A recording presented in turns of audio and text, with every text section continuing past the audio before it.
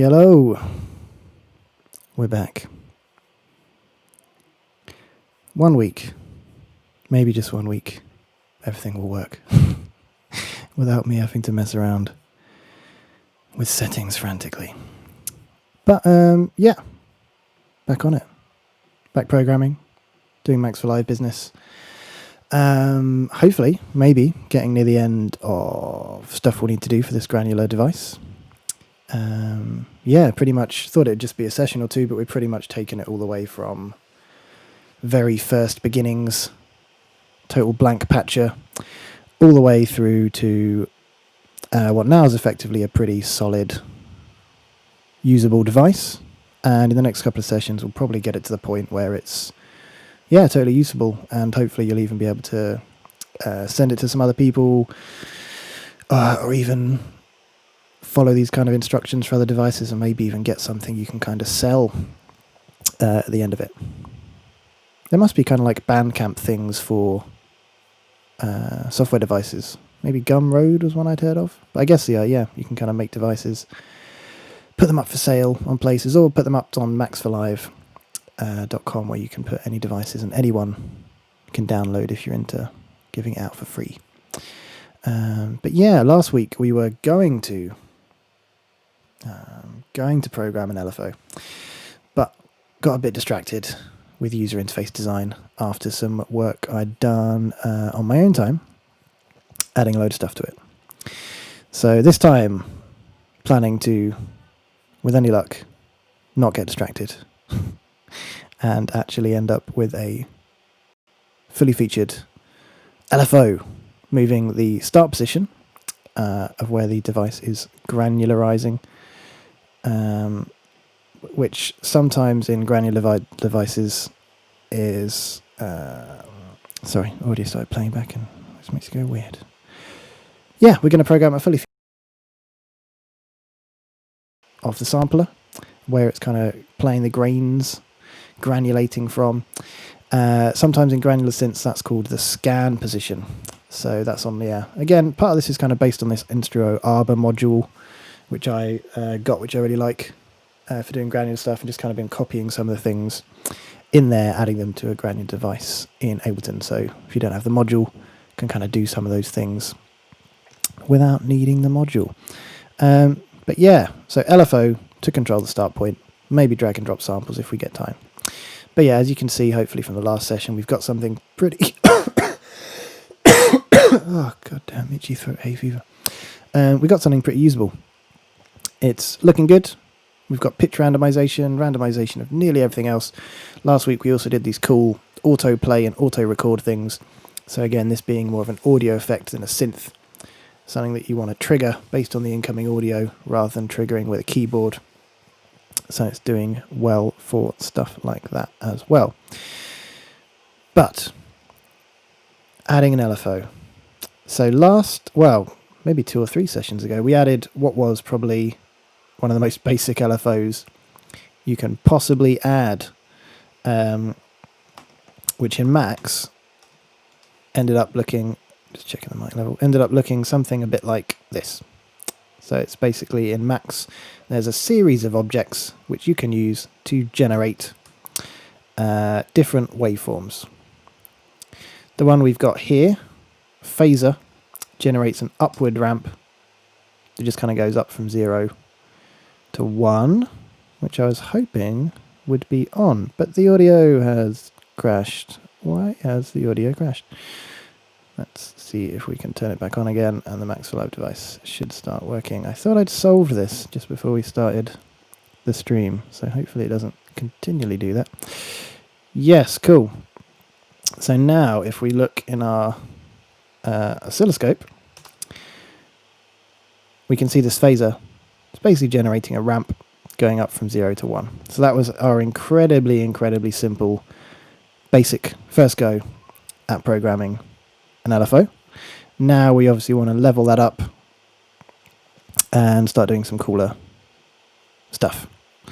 We want to add loads of different waveforms. We want to have it be able to sync to the kind of like transport, as you'd say. So we're going to be be able to make this LFO sync in time with transport and hopefully control it in values like beats, bars, and units as they're called, something like notes, quarter notes, eighth notes, sixteenths, bar, 1 bar and a half, stuff like that, rather than necessarily having to work in hertz all the time. So that allows you to do more time-based stuff rather than pure free, unsynced ambient business. So I think, oh, and yeah, I also worked out some better ways we could have a way to view the modulation that's being applied here without applying it directly to the dial. There's some reasons in Macs you generally don't want to be controlling the position of parameters from within your device itself, at least sometimes, basically, because if someone outside the device, maybe they've downloaded your device and they end up wanting to do some automation,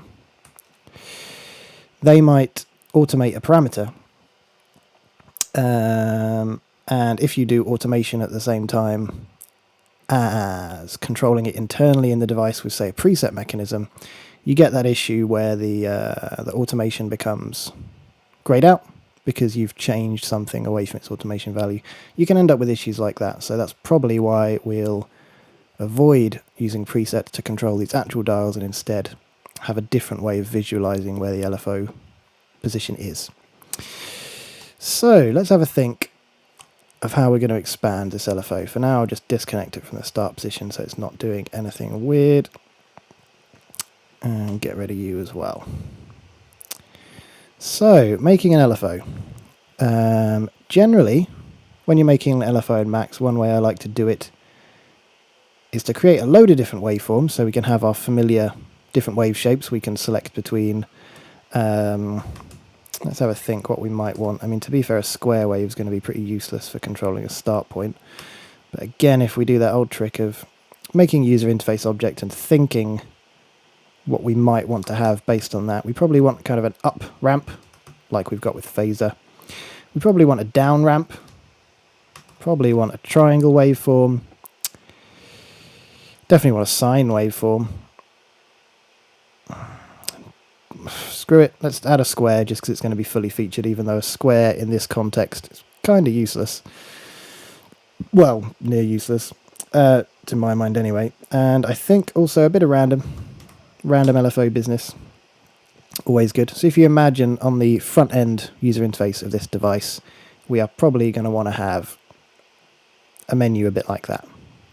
We're going to want to be able to select our waveforms. We are probably also going to want to have a live dial. Generally, when you're talking about LFOs, they're kind of called rate. Let's call it scan rate. Rather than saying frequency, well, you could call it frequency, but I guess, yeah, for some reason with LFOs, generally you talk more in terms of having a rate of an LFO. So we want to have one kind of user interface control where we're going to select our waveform. We want to have another where we're going to set the rate or speed of our LFO. One of them, in its absolute default mode, you probably just want to have free and unsynced. So we can just have a dial, going to call it, scan rate. Default thing will be rate. We'll set its unit style to be frequency. And let's say we want to go from, 0 milliseconds technically is just off, but why not?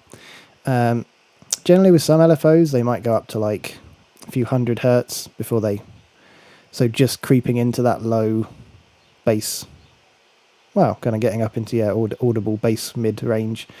In this case, changing the start position in a sample at that speed is going to be pretty damn useless. It's just almost going to be similar to random, to be fair.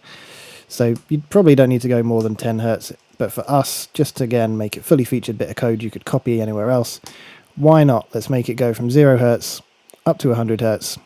And the other thing with dials, I think we've mentioned and done a few times in these videos, is often you actually want to be able to get a bit more fine control over those lower frequencies.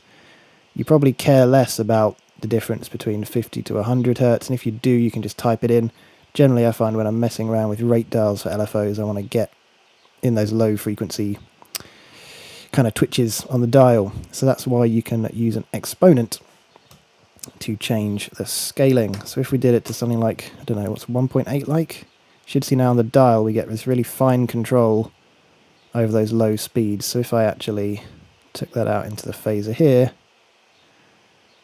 we can see, where are we getting up to? I'm changing the phase, that's why. Stop being a twat. So if I plug that into the actual rate rather than the phase input, yeah, we can get right up into super fast audio rate sub-bass frequencies. But because of the exponent on the dial, we actually get quite a nice amount of tweakable control between these low LFO rates, which is more where we're going to be operating. Because if we were changing the start rate, anything above that, it's kind of going to be going so fast it's not really going to be that useful in our use case. Anyway, so up next, thinking about what we want to add. For now, let's just use it as a free unsynced LFO. We'll add cool syncing and stuff like that later on. But one way, or the general way I like to design these LFOs in Max. Ooh, I was just going to nick this multi-slider to use as a display rather than our scope. See how that looks. Yeah, one way you can often design these things in Max, designing LFOs, is to have one phaser. That's kind of your main core of the LFO or the oscillator.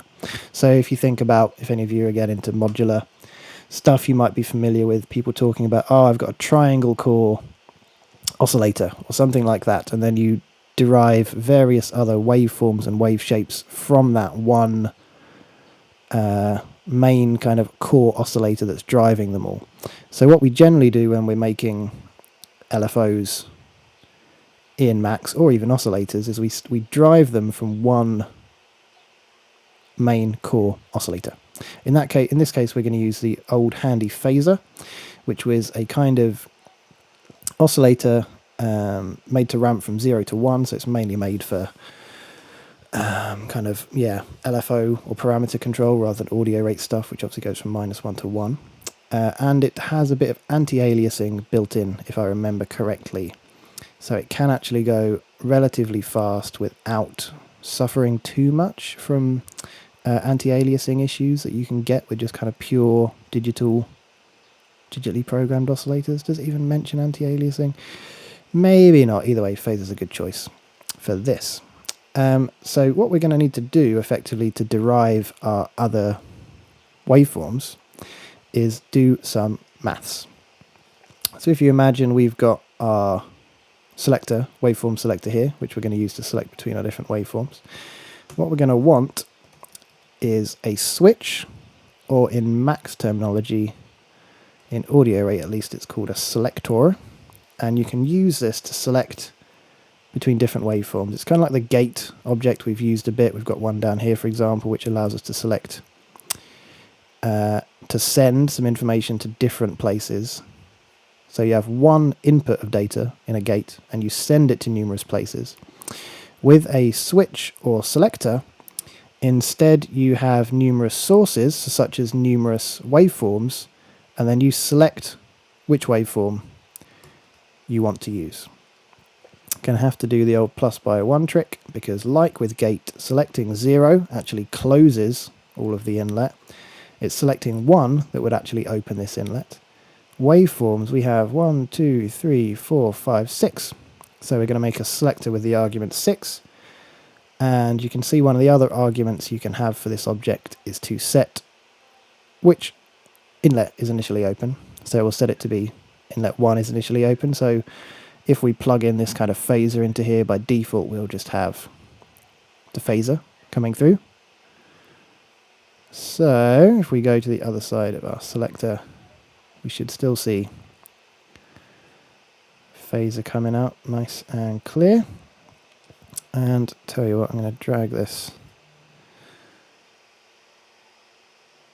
all the way over here to make some space. And drag this out here to make loads of space as well. Weird Max tips you get used to needing to make yourself space by having objects in the bottom right corner. Right, LFO space. Here we go. Clean, clear, patcher, space to get programming. So at the minute we've just got that simple, very simple thing we had before. We have a phaser, or up ramp, as we're going to call it in our small menu, that we could then use to map to other parameters, in this case, the start position of the sample. Next up, say we wanted to add a down ramp, and we want to derive that from the same core oscillator or waveform. At the minute, you may know the phaser just goes from 0 to 1 upwards, but we want to switch that to be going from 1 down to 0, the opposite. One way to do that simply with maths is, I think previously we've done something similar where if you need to turn a toggle into the inverse, you might have seen me before in previous videos do that sneaky bit of maths, which is where you kind of do a inverted minus by 1, and that kind of actually inverts something. So out of a toggle, for example, whenever I send it a 1, it obviously goes up, but if you go through -1, effectively the maths, when you have a exclamation mark in front of a mathematical symbol in programming, what you're effectively doing is switching the sides of the multiplication. So it doesn't make much sense for, say, addition or multiplication, because they do not matter which side is each side. But when you're minusing two numbers or dividing them, obviously that makes a difference. So exclamation mark -1 is actually the same as writing 1 minus and then whatever number we send into the right hand side. And I don't know maths very well, but for some reason I know and have picked up over the years that if you 1 minus a number, you get an inverted version of it. So as I'm going up, you can see I'm basically just getting the same number, but with a inverted to go below 0, or just with a minus symbol kind of stuck on it. So that's good, quick, cheap way to kind of invert numbers. But in our case, just for using numbers that are between 1 and 0, it actually allows us to just flip them on their head. Same thing with this phaser. This phaser is actually running from 0 to 1, which we can see by using the number object to display it. If we actually created an audio version of that 1 minus object, which looks like exclamation mark to say flip the numbers, so we're going 1 minus whatever I send in, minus to obviously show it's a minus symbol, and then we're going to use the tilde, which shows that the object works with audio rather than standard data. So if I do that, it might not be so obvious with the number object. Tell you what, I'll just make a scope so we can see it better instead. But if you look at these together now, you can see what we've got is the inverted waveform. So we started with a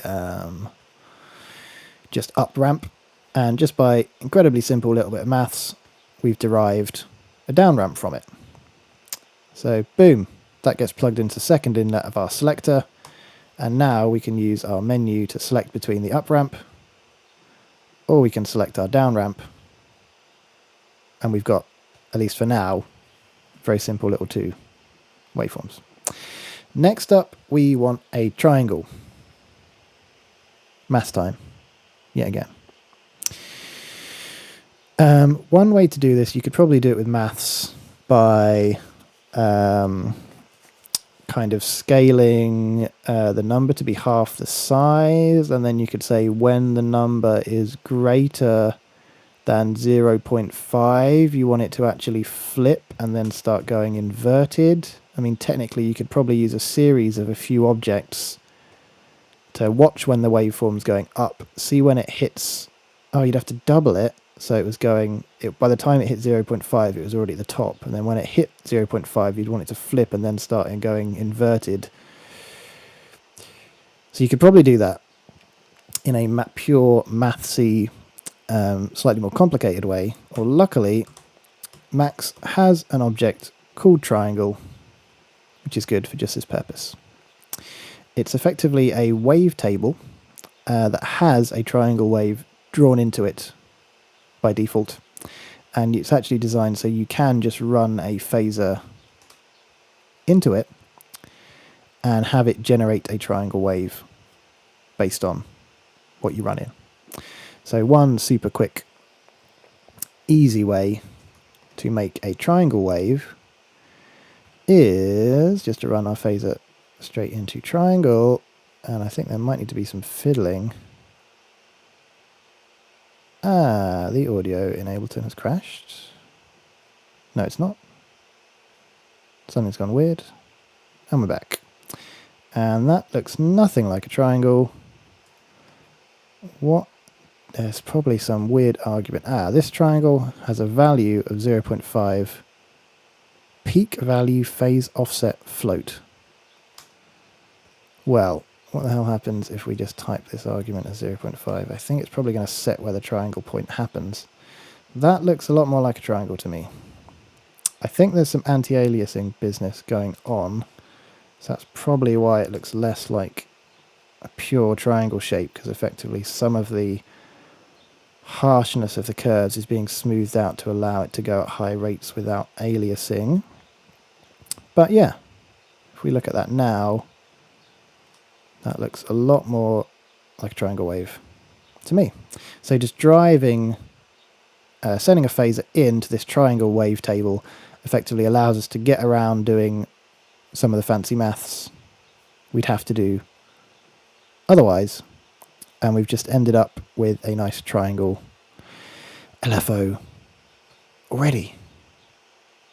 I'm trying to think if there's anything else we want to do to that. Oh god, okay. So one thing to note is the triangle wavetable is maybe meant, especially if it's got some anti-aliasing, meant potentially more for proper audio waveforms rather than just kind of LFO, parameter modulation waveforms, or LFOs. So the phaser operates in the land of 0 to 1. It looks like this triangle operates in the land of -1 to 1. So basically we obviously want the output of all our LFO waveforms to be the same scaling.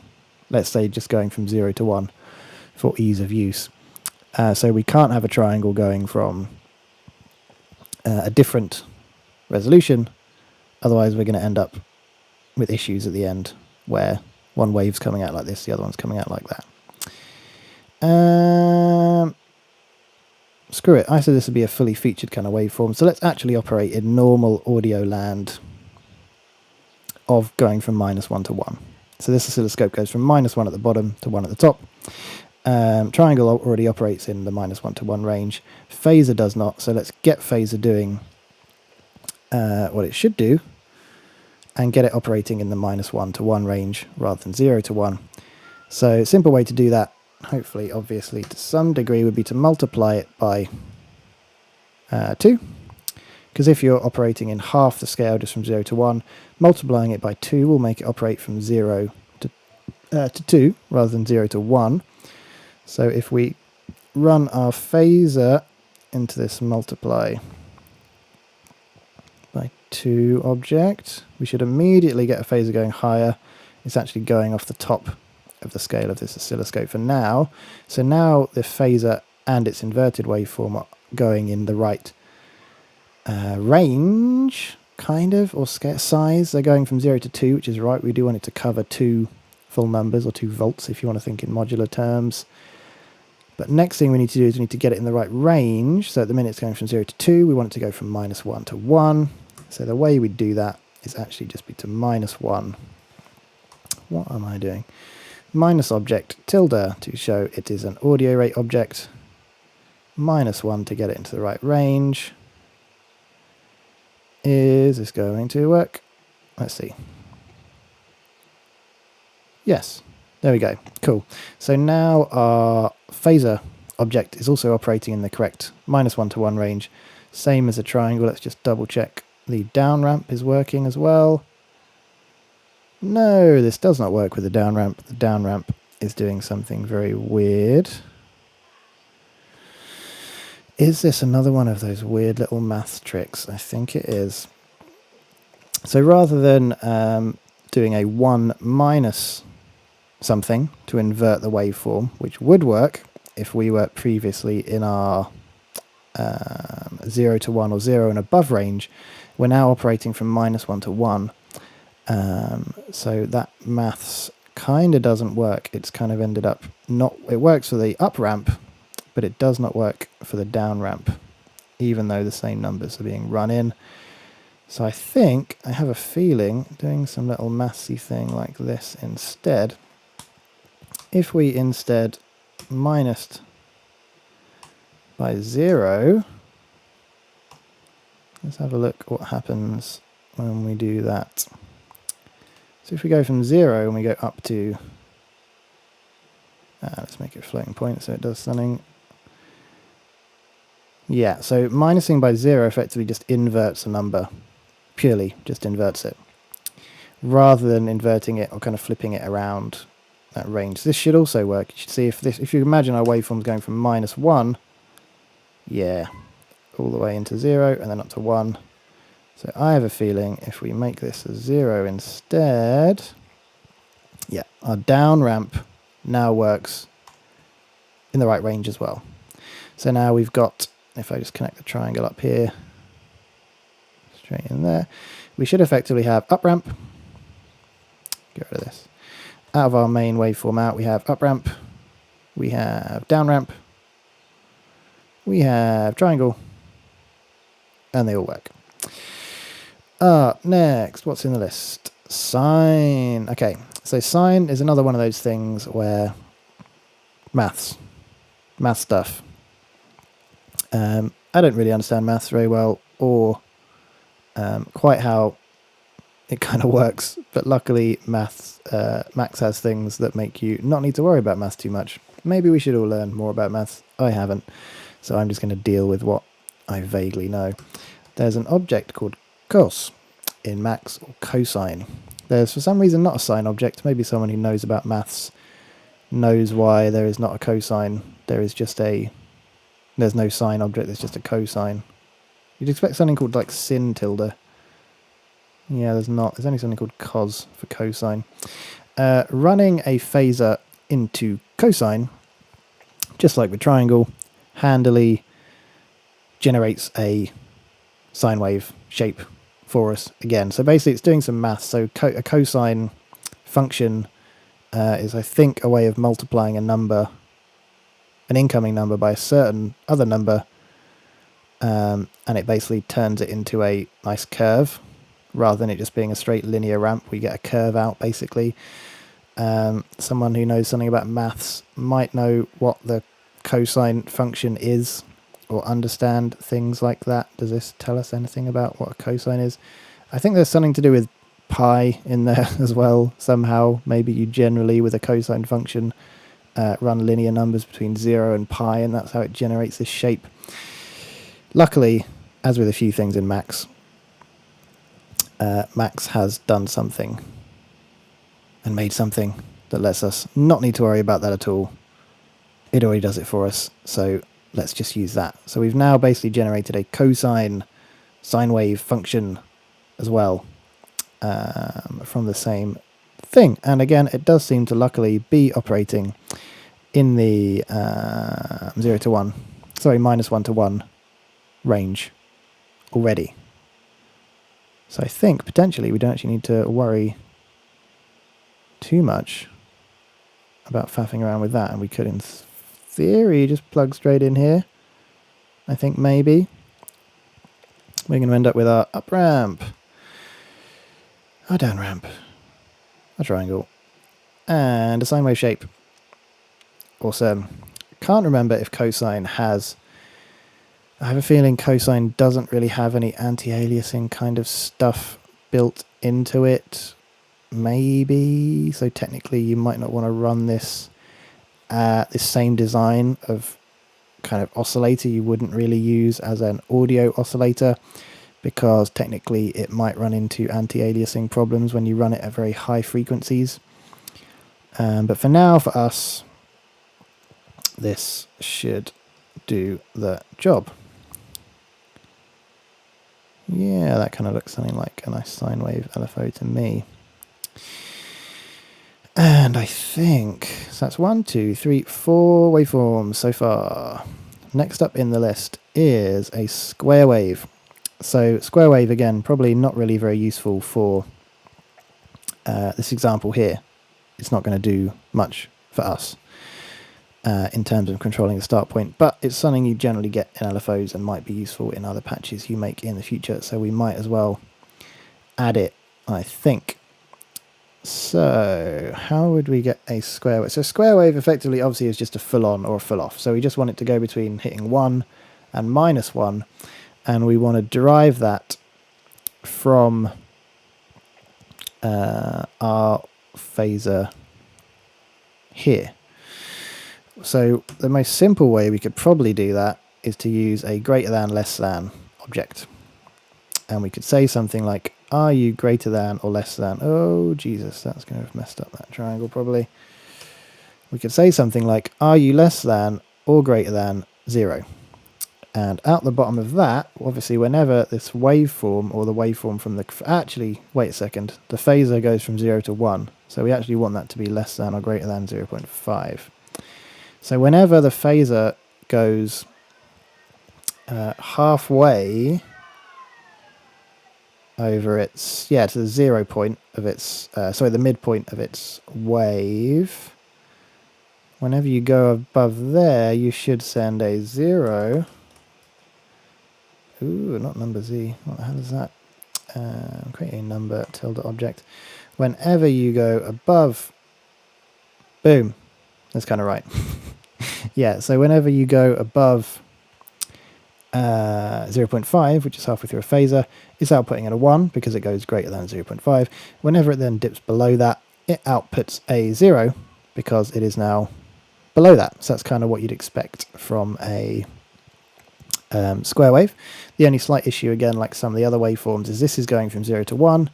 We want our LFO to be standard bipolar LFO business, going from -1 to 1. So we need to do another little bit of scaling, which is obviously actually going to look exactly the same as what we did for our phaser. We're going to multiply the number by 2, so we're increasing its depth or amplitude.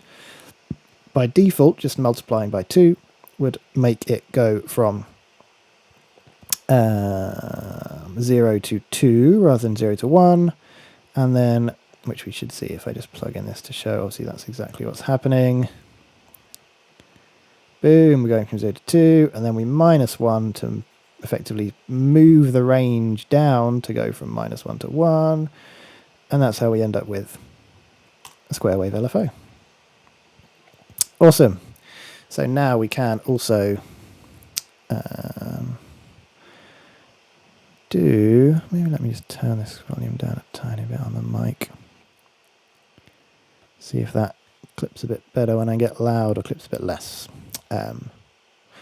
Now we should also be able to select square wave in our selector, and we end up with a square wave, which again, a bit useless for us, but could be useful for some people in other patches or devices. Again, you might probably not use this as the basis of an oscillator in a synth. Maybe in the future we'll get round to programming a synth with different oscillators. And yeah, we'd probably use the objects built into Max, which are designed for that job, which have anti-aliasing built in. I can't remember if... I mean, definitely this probably effectively wouldn't be doing much nice anti-aliasing or anything like that. We'd probably use the rect object. Just as a brief aside, if you were going to design a synth and you wanted to have something like this instead, you might be using objects like rect, which is an anti-alias square wave, or rectangle technically, because you can alter the pulse width. Rather than the triangle object, which is good for LFOs, there's actually the tri tilde object, which is an anti-alias triangle.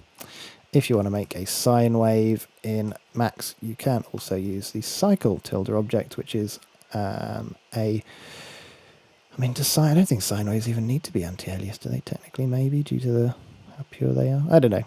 Anyway, a sine wave is a kind of a wavetable with a sinusoidal shape built in, so that's how you can make more of an oscillator that's going to run at high frequencies, where you might run into aliasing issues. You would not run into aliasing issues using the speeds or the LFO rates we're talking about having on this device.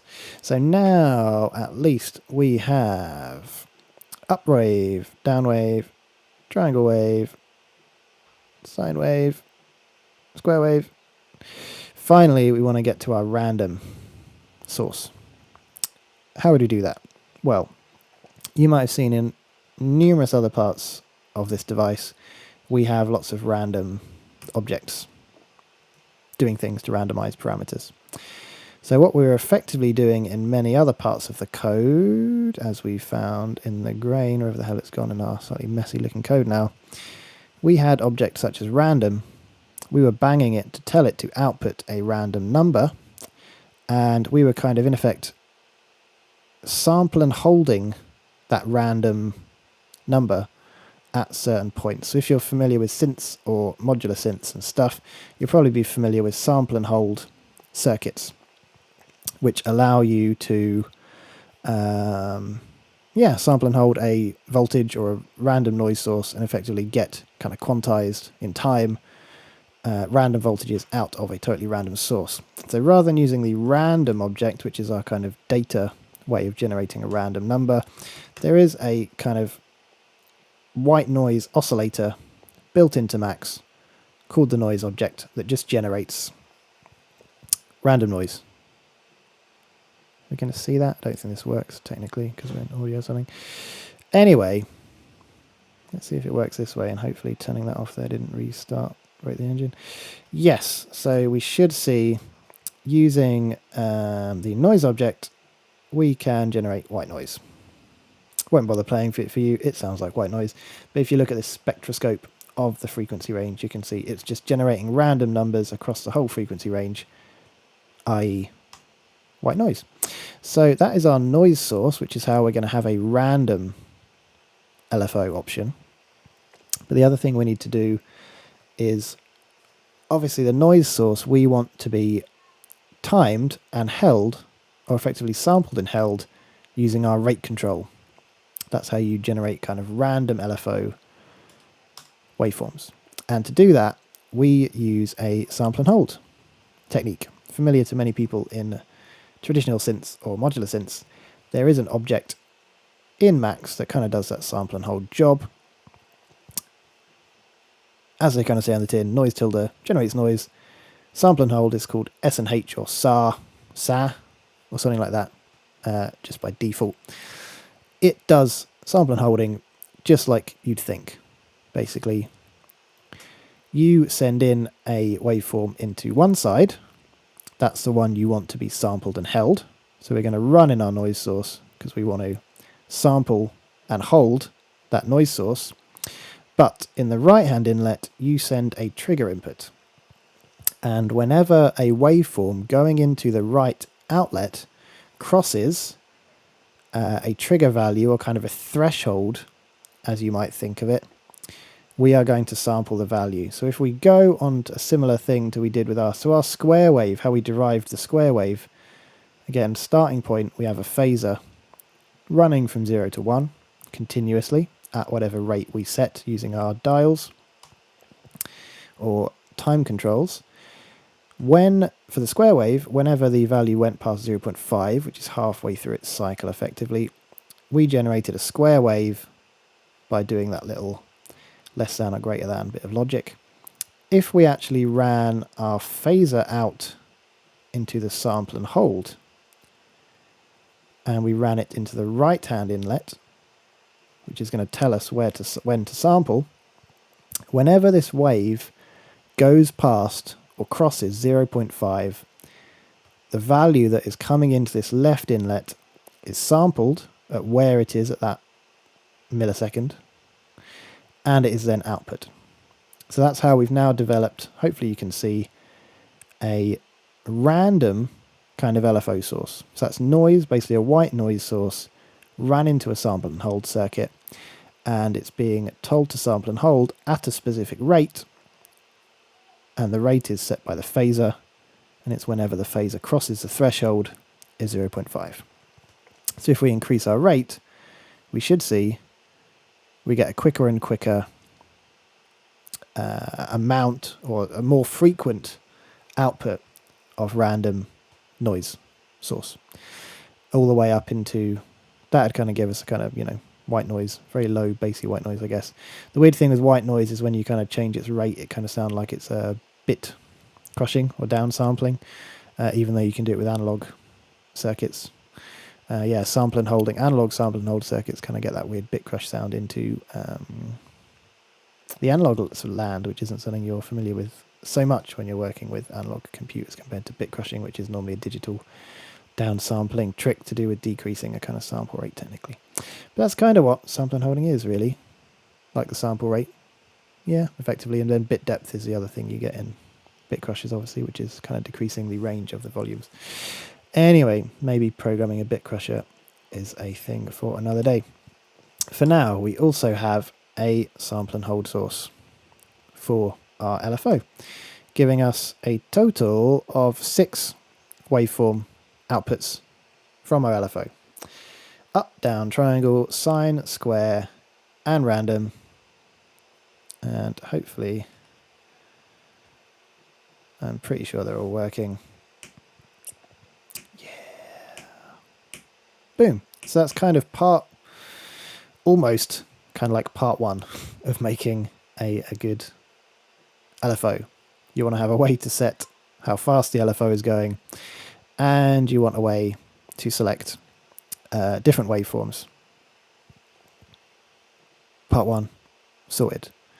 Things you might add to an LFO to make them do extra fancy and cool stuff. Well, there's a few of those as well. One thing you might want to do with an oscillator, with an oscillator, but mainly with an LFO, is you often have a control to reset the phase. And often you want to reset the phase at certain points. So in traditional synthesis, not necessarily that we'll be touching onto here, but generally when you have an LFO, you often have a reset or a sync. If you're in modular land and you're working with LFOs and a modular synth, modular synth oscillators have what you'd call a sync input. And when you plug something into the sync input, you can effectively reset the phase of the oscillator. When you're running at audio rate, by resetting the phase, you can make cool, weird hybrid waveforms where the waveform can run a bit through a sine wave and then get reset, so it produces these weird jagged sine wave shapes. You get these more interesting waveforms by syncing oscillators. Also helps two different oscillators stay in pitch because you kind of sync them to the same frequency but with weird wave shapes. With LFOs, you often reset the phase. For example, say you have an LFO controlling a filter on a synth, and you want to, every time you press a note on a keyboard, you want to reset the phase of the oscillator so it resets to, let me just make a really basic way of resetting. So say we have an oscillator, and every time we pressed a key on a keyboard, we wanted to reset the phase so it started at the same position. It started from 0. So if you imagine this LFO here was controlling a filter, whenever we press a key on the keyboard, we want it to start from that filter position we've set using the LFO and the filter cutoff. So every time we play, it kind of starts with that same filter motion. Every time we maybe press a note on the keyboard with this controlling a filter, the LFO would restart from its phase position of 0. And yeah, you'd get a similar result every time you press a note on a keyboard with this LFO controlling a parameter on a synth. Or you can have an unphase synced LFO, where just whenever you press anything, whenever you press a note, obviously at the minute, it could be within any point of its cycle, so you would not get similar, continually repeating, predictable audio results. That's why you often have phase sync built into LFOs and oscillators. So we might want to program in some phase syncing. In our example, obviously this isn't going to be controlling something so much in a traditional synth. Maybe we'll expand this device to be able to be controlled by a keyboard at some point, and then we definitely probably would want phase syncing, because say every time we pressed a different pitch on the keyboard, we'd want it to start playing back the sample, and we'd want it to scan through the sample point from the same position. But for now anyway, let's add in a way to sync the phase. So phaser has a right inlet, the phase inlet. You send it a number from 0 to 1, and it jumps the phase of the oscillator to that point. So if you can imagine, when you think of a phase in terms of a waveform, or where you are in that waveform, you can also drive oscillators from their phase as well. Because if you imagine we've got a... I'm trying to think of a good way to... I wish I had a drawing. Is there a draw? Can I draw with LCD? Yay! Oh, how do you even clear? Clear? If you imagine we've got our phaser and we want to control its phase. So the way, say we've got a LFO going from 0 to 1, like this phaser does. The phase of the waveform is effectively almost like thinking of a time, a parameter in time. And as we control the phase, we can scan through the waveform from 0 to 1. So another way to drive LFOs or oscillators is to control their phase position. And if you look, if I just drag this number, so I've turned the rate off, so the phaser is effectively stopped, it's not running anymore, it's effectively turned off. But if you can imagine, if I actually controlled the phase and I control it from 0 to 1, I can actually make it operate like its normal self by moving its phase from 0, where we're at the bottom, all the way up. Oh god, that's a bit too great a resolution. I can kind of control its phase all the way up to the 1, where we hit the top and then go back to 0. So that's how you do, well, yeah, phase modulation synthesis. That's a whole nother kettle of fish we haven't really dived into. Interestingly, a lot of digital FM is actually phase modulation, because it gives you very similar effects with more predictable pitch control, and certain types of feedback FM algorithms you actually just can't program fully with frequency modulation, just to the nature of the algorithm. A lot of the old classic digital synths, some of their algorithms which involve feedback are not actually technically frequency modulation, they're technically phase modulation. Anyway, aside again. So we could do some cool stuff by controlling the phase of this phaser with a number in here and generate all kinds of weird stuff and do phase modulation synthesis, or modulate the phase with another LFO and get weird FM/phase modulated synth stuff going on. But we don't want to do that. We just want to be able to reset the phase to 0 when we press a button. So wherever this oscillator ends up, say it ends up somewhere over here, we just want to be able to click a button and reset the phase back to 0, back to that 0 point, which is hopefully you can see is happening here. So I'm messing around with the phase, setting it to weird positions, and I can just hit this button and we just reset to 0. Same if we actually were driving it to run at a predictable rate. Phase is now running. Whenever I hit this button, bang, we have reset to 0. Job done. But we want a nice live style button to be able to do that. So let's make a live.text object. Let's call it reset for now, as will stand for kind of resetting phase. Maybe you could call it phase. I'll just call that reset. Rest, no. Reset, yes. And we don't want it to toggle, we just want it to be a single momentary button, because as soon as we press it, we just want to trigger it, and we are just always, in this case, going to reset to a phase of 0. You could technically be having a way to reset, having another, you could actually add another number box here and be able to reset the phase to numerous places in the waveform, depending, I don't know, maybe you'd have a certain situation making a weird synth where you'd want to reset the phase to an exact value other than 0. I can't think of it right now, so I'm not going to bother adding that into our LFO for now. But for now, we now also have a button that when we trigger allows us to reset the phase, and we know that if we later expanded this LFO to be in a synth and we wanted to be able to reset the phase when we were say pressing a key on the keyboard, we could map the MIDI input to reset this phase thing here whenever we pressed a key, and that would allow us to have a phase synced kind of oscillator thing like you get in most traditional synths. The other thing we could do, though, why the hell not actually, is have a way to control the phase of all of these separately. A thing you often get in LFOs as well is a rate control, a phase control, because a phase control allows you to set almost a default start position. Yeah, in fact, I go back on what I just said. We are going to add phase. Why the hell not? We're going to do it in a different way from this. And that's a way we could, in fact, automate to kind of do some weird... Or we could use another LFO built into Max, maybe the default Max Live LFO, to automate that parameter to do weird phase modulation stuff. It would also allow us to set the default start point of the LFO effectively when we reset it, or especially when you are syncing and locking an LFO to the transport. You often want a way to shift the phase in relation to itself and have it start at different places, instead of controlling the phase by driving the phase input of the phaser. We're going to do it in a slightly weirder, fancier way. At other points in this device, we have used the awesome modulo object. The modulo object wraps a number, or effectively it just returns the remainder of a division, is technically what modulo is. I think I learned it's something to do with maths and division. Again, I'm really bad at maths, but it's something to do with returning a certain number. All I mainly know is it effectively does something kind of like wrapping a number. So if I send in, let's use a normal modulo for now.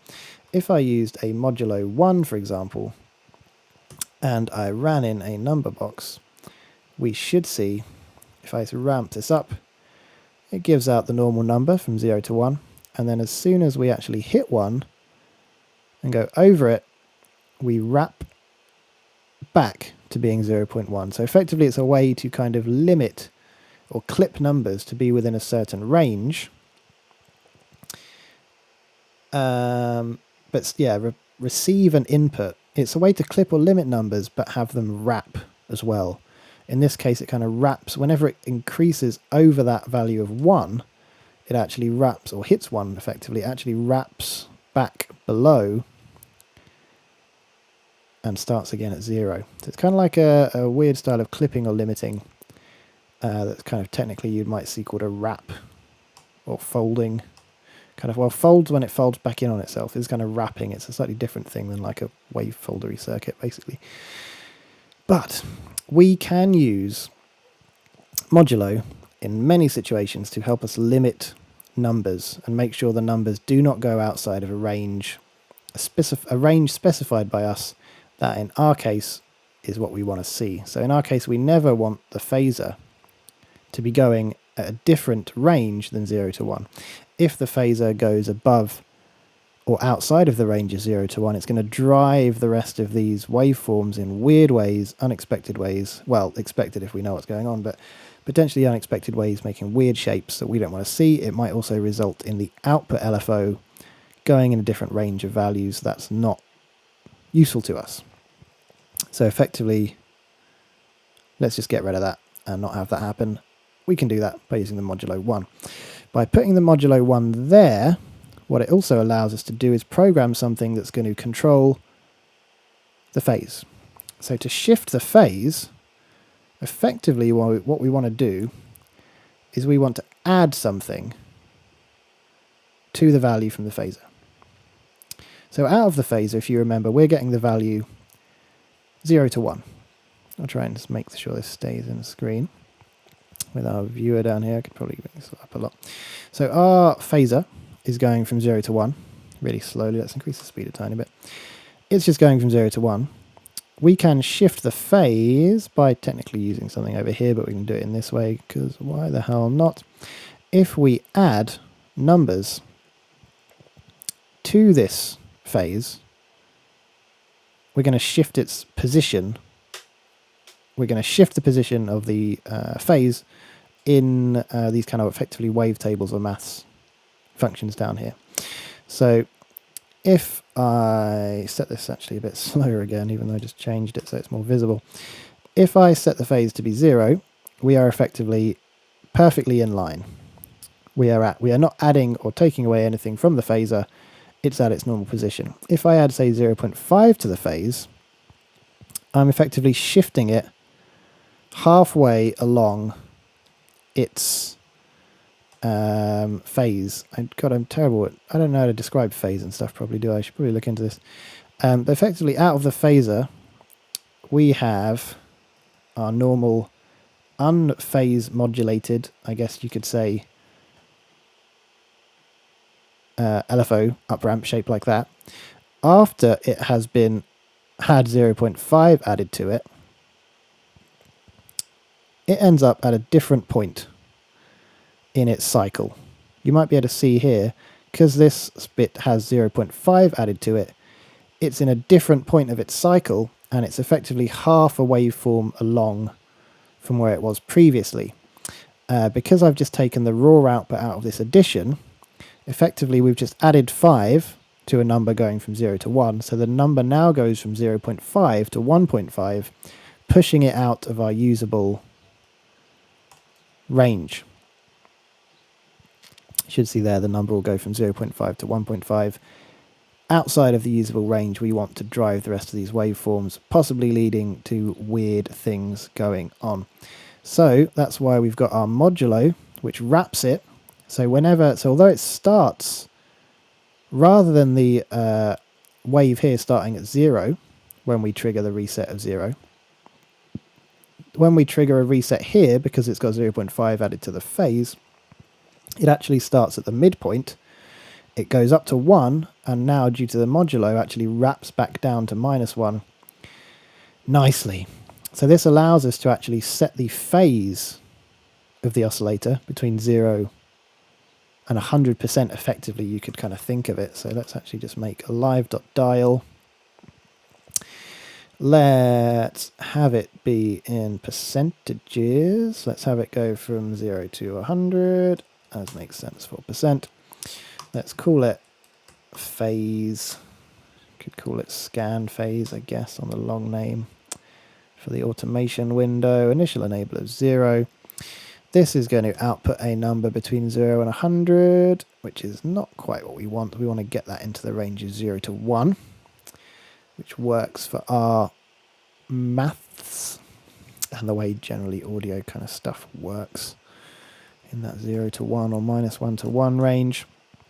So if we divide that down by 100, as we should all know, you get in the range of 0 to 1. We can then replace the right inlet with that and now have a better dial interface for it. And now we have a dial where we can set the phase of the LFO. So you can see they're not phase aligned, they're kind of out of phase with each other. And changing the phase doesn't necessarily change the frequency unless you kind of modulate this at an audio rate. Anyway, you can just shift where the waveform is in relation to its original starting point. So 0 phase, they're entirely matched. 25%, they're out of phase of each other by kind of a quarter. 50, obviously they're halfway out. 75. The other way you often think of phases in terms of a circle, so you often operate phase in a amount of degrees from 0 to 360. But in this case, meh. We're going from 0 to 100. Why not? It just works better for this maths. But sometimes you'll see phase controls operate in a dial, and you'll kind of think of them as a circle. You'll be working on a rotation around, a dial or whatever, 0 to 360 instead. But it works this way. So now we can also control the phase of our LFO, which is handy if, say, we decided in our certain patch or our certain synth, we wanted to be resetting the phase, say, and triggering it to start, say, halfway through its kind of waveform modulation, rather than at the bottom of its modulation. Rate default to 0.25, why not? That's a good rate as well. U initial value to be an up wave, why not? That's fine.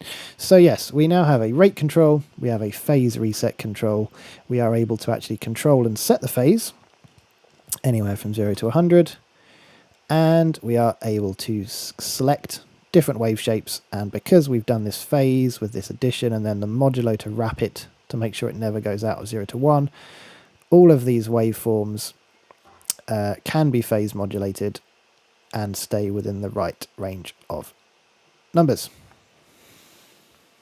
Up next, what next? What else could we add to an LFO that'd be cool? Some other things you might want to add to an LFO, which we generally add at the bottom of the LFO rather than at the top, are things like controlling the depth or the inversion, and also an offset, and maybe even some additional kind of wrapping or folding controls. Can be kind of fun for LFOs. We can get into some very basic kind of wave folding stuff there. So let's shift this bit of code up top here and instead work on adding some of those extra fancy features you get on nice LFOs down the bottom here instead. So yeah, rate, reset, phase, and waveform selection. That leaves us coming out of our selector here. We have our speed set, phase set, waveform set, LFO coming at the bottom. Obviously, the most simple thing you often get at this point is an LFO depth. If we were going to map this to multiple parameters, for every parameter you mapped it to, you might have an individual depth or inversion control for each of them. That's why in the modular world you have like attenuverters and multiples. You send one LFO out, run it into a multiple, run that into numerous parameters of other oscillators or modules with attenuverters there to control their depth and inversion. In our case, we're just going to run this to one parameter, the scan parameter of our synth. So we're just going to program the kind of attenuverter or depth control straight in. So yeah, whenever you're controlling, like I've mentioned a few times, depth or effectively the amplitude of a signal, you are basically just multiplying it, and you're multiplying it generally from 0 to 1 to control its depth. So we're basically going to end up with a multiply control, a multiply bit of code in here somewhere to do that depth controlling, something like that, setting its initial argument to 1, so by default it just passes the number through unchanged, because obviously multiplying anything by 1 basically just outputs the same thing, unchanged. We're going to want a nice dial, and we're going to call it depth. And I think we want it to be an attenuverter, what's called an attenuverter in modular land. So a lot of the time in modular, maybe in other synths as well, but you often get depth controls that don't just operate in the 0 to 100 range, because often you might think of a depth in terms of 0 to 100, and a depth of 0 to 100, if we add our normal divide by 100, which gets us down into the right 0 to 1 range. Yes, that's a normal depth control you might think of. We can view the dial and look at its user interface in terms of a percentage of depth from 0 to 100%. And if we obviously default this to be 100%, so it's fully open by default. But what we might want to do is, so now we're just multiplying our wave by, say, 25%. So we've shaved off, we've only got a quarter of the depth, which you can hopefully see on this slider and scope output. Obviously 100% is the full range. As we scale down, we can get like a less depth to the signal here. So you can control the depth of the modulation is going to apply to the parameter you're mapping the LFO to. But yes, in modular land and probably some other synths as well, you often get an attenuverter, which is where you can not only control the depth from 0 to 100%, you can effectively flip below 0 and go into the negatives, which effectively flips the value and allows you to invert the waveform effectively and control the depth of that inverted waveform from effectively -0 to -100%. So instead, if we changed our dial to have a little triangle midpoint, so it's kind of like bipolar, like a pan dial, and we instead change its range to be -100 to 100, we can think of having kind of this kind of thing going on. A little bit wider, please. So you might instead end up with a dial a bit like this. And what we should hopefully see on the resulting maths business, this default to 100%, why are you not? Oh yeah, okay.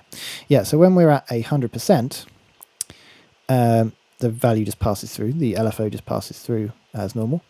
If we go down to near 0, we obviously are changing its depth, making it be a less deep LFO modulation on the map parameter. As we actually go to 0, we totally close the LFO. Depth 0, multiplying the signal by 0 totally closes it. As we go below 0, we actually end up with an inverted waveform that goes the opposite direction. So not so useful obviously for an up and down ramp, we've already got those, but for example if we had a sine wave coming through, you can see here on the multi-slide here, if I just flip this to 100% instead, you can see it's actually going the opposite way. It basically allows us to control, yeah, the inversion of the waveform, to invert it if we want a slightly different shape, especially say if we're resetting the waveform, we might want it to reset and go down on a sine wave and then up rather than that way. So yeah, you generally always want a depth or an inverting control. And one way to do that is rather than having a up, down arrow, a triangle, and an inverted triangle, a sine and an inverted sine, a square, and technically you also need an inverted square for it to go the other way around. You don't need to invert random. But rather than having many different inverted waveforms here, you can instead just control the inversion with a depth control using a minus, allowing you to go into negative figures, which kind of inverts the value as well. So that allows us to invert the value of our sine wave, LFO, and stuff like that. The other thing you often end up with when you have LFOs, especially in modular land or in VST kind of synths when you're mapping them to parameters, you often want to control the depth of an LFO. So here we've got a sine wave LFO happening 4 times a second, and we're controlling its depth using this dial. I don't know why resizing that window totally broke it. Thank you very much. Yeah, so we can control the depth to control how deep, or the amplitude of the modulation. The next thing we want to do is we might want to invert it. So if you imagine we wanted to map this LFO to another parameter. Let's imagine we had a synth and we had the classic synth thing of having a filter frequency, and we wanted to map to that filter frequency this LFO. We wanted to map this LFO to that filter frequency. If we just plug this in like this, you can see we can map the LFO. This LFO effect up here is kind of technically mapped to, if you imagine this is a filter with a frequency, we've now mapped this LFO to the frequency cutoff. We can use the depth to control the depth of the modulation. So obviously this, if you imagine this filter dial was going from 20 to 20,000 hertz, mapping an LFO to sweep over that entire range is going to result in some really drastic, extreme changes on the filter. Maybe a bit too much. So that's why you generally want this depth control to allow you scale back how much of the frequency range we're controlling. Next up is you might want to offset the range.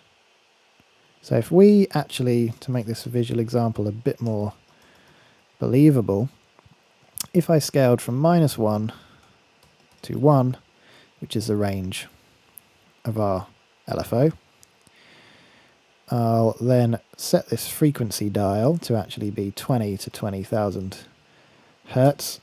I'll set it to be in frequency, which is what you'd expect. You might have a dial more like this in modular land, or in frequency land. Let's give it a bit of an exponent as well. So your standard dial in your synth, which you're using to control your filter frequency, might generally look a bit like that. You'll have a frequency dial controlling the filter on a synth. It goes from about 20 hertz to 20,000 hertz or something like that. You can use a depth to control how deep the modulation is, so you can have it just alternate around the middle of the dial or the top range of the dial and so on, or just how deep it is, but you also want to offset that range. So that's when we need to do a tiny bit more maths and also add, just like we did with the phase. This is actually basically just the same as the phase thing up here. When you're adding an offset to a waveform, it's basically exactly the same deal.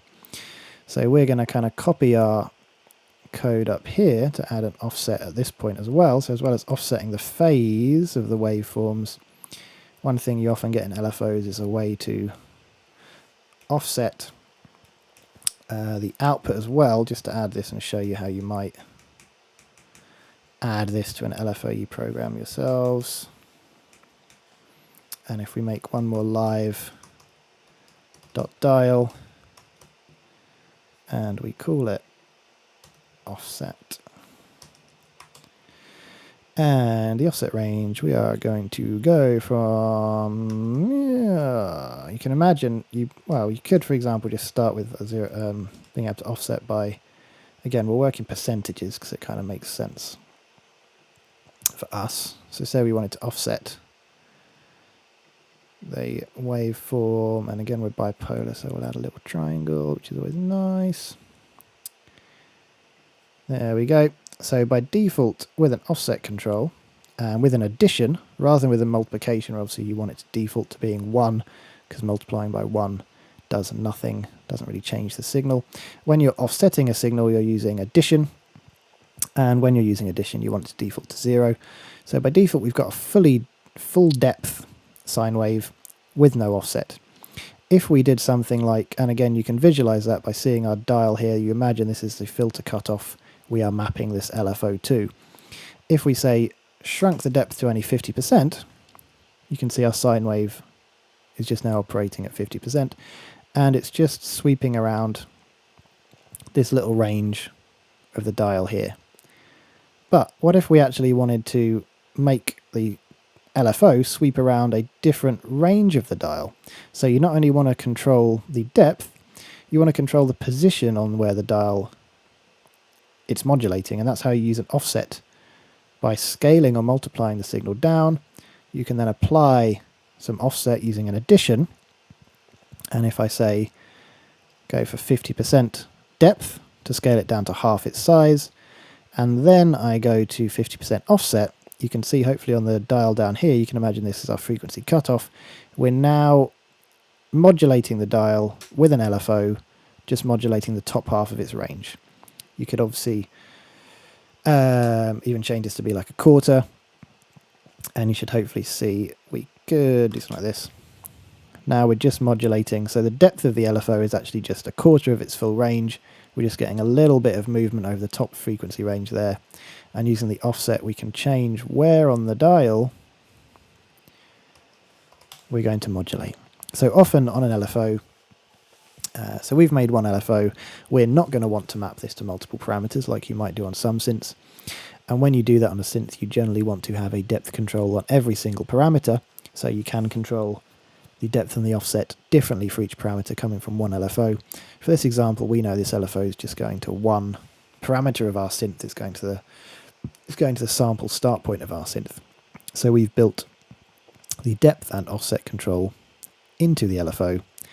If you were going to map this to multiple things, you might have multiple outputs coming out of here to multiple parameters of your synth, and for each one you might want to change the depth and the scale separately. So now we've also added depth and scale to the LFO, which allows us to control the range that bit more. This might work better as a reverse point scroll. Can you make the points bigger? What happens if I do that?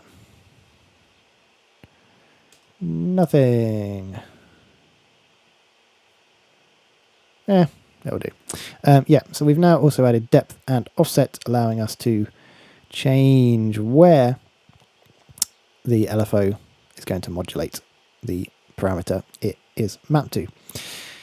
One thing to notice though,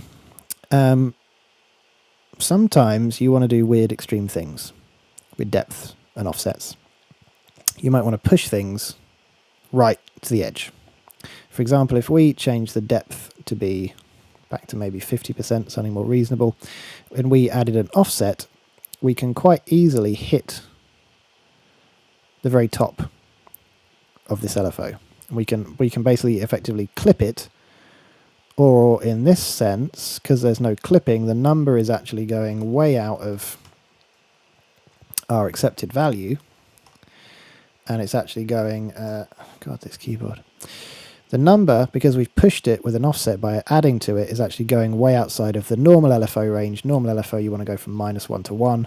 Because we've added so much offset, we're going way out of that range, which is probably causing errors. Oh no, not for that. But yeah, you don't want to, you'd want to have some kind of limiting or clipping built in generally to the end point of LFO to make sure it doesn't, the numbers using the offset and the depth, so say using multiplication addition, the numbers don't go too far out of the acceptable range for the parameter you've mapped it to.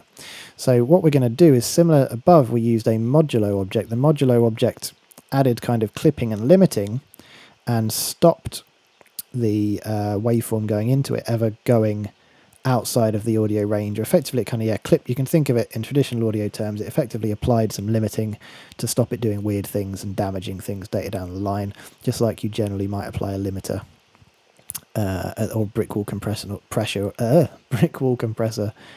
at the end of a chain in a when you're making tune or something, to make sure you don't damage your speakers or ears on your headphones or whatever further down the line.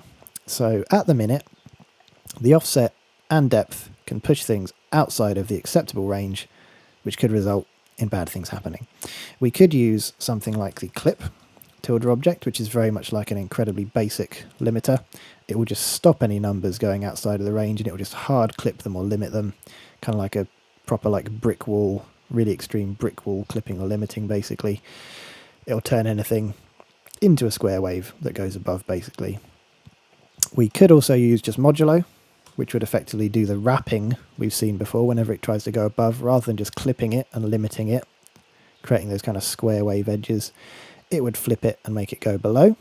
But one thing you often get with LFOs is you get folding as well.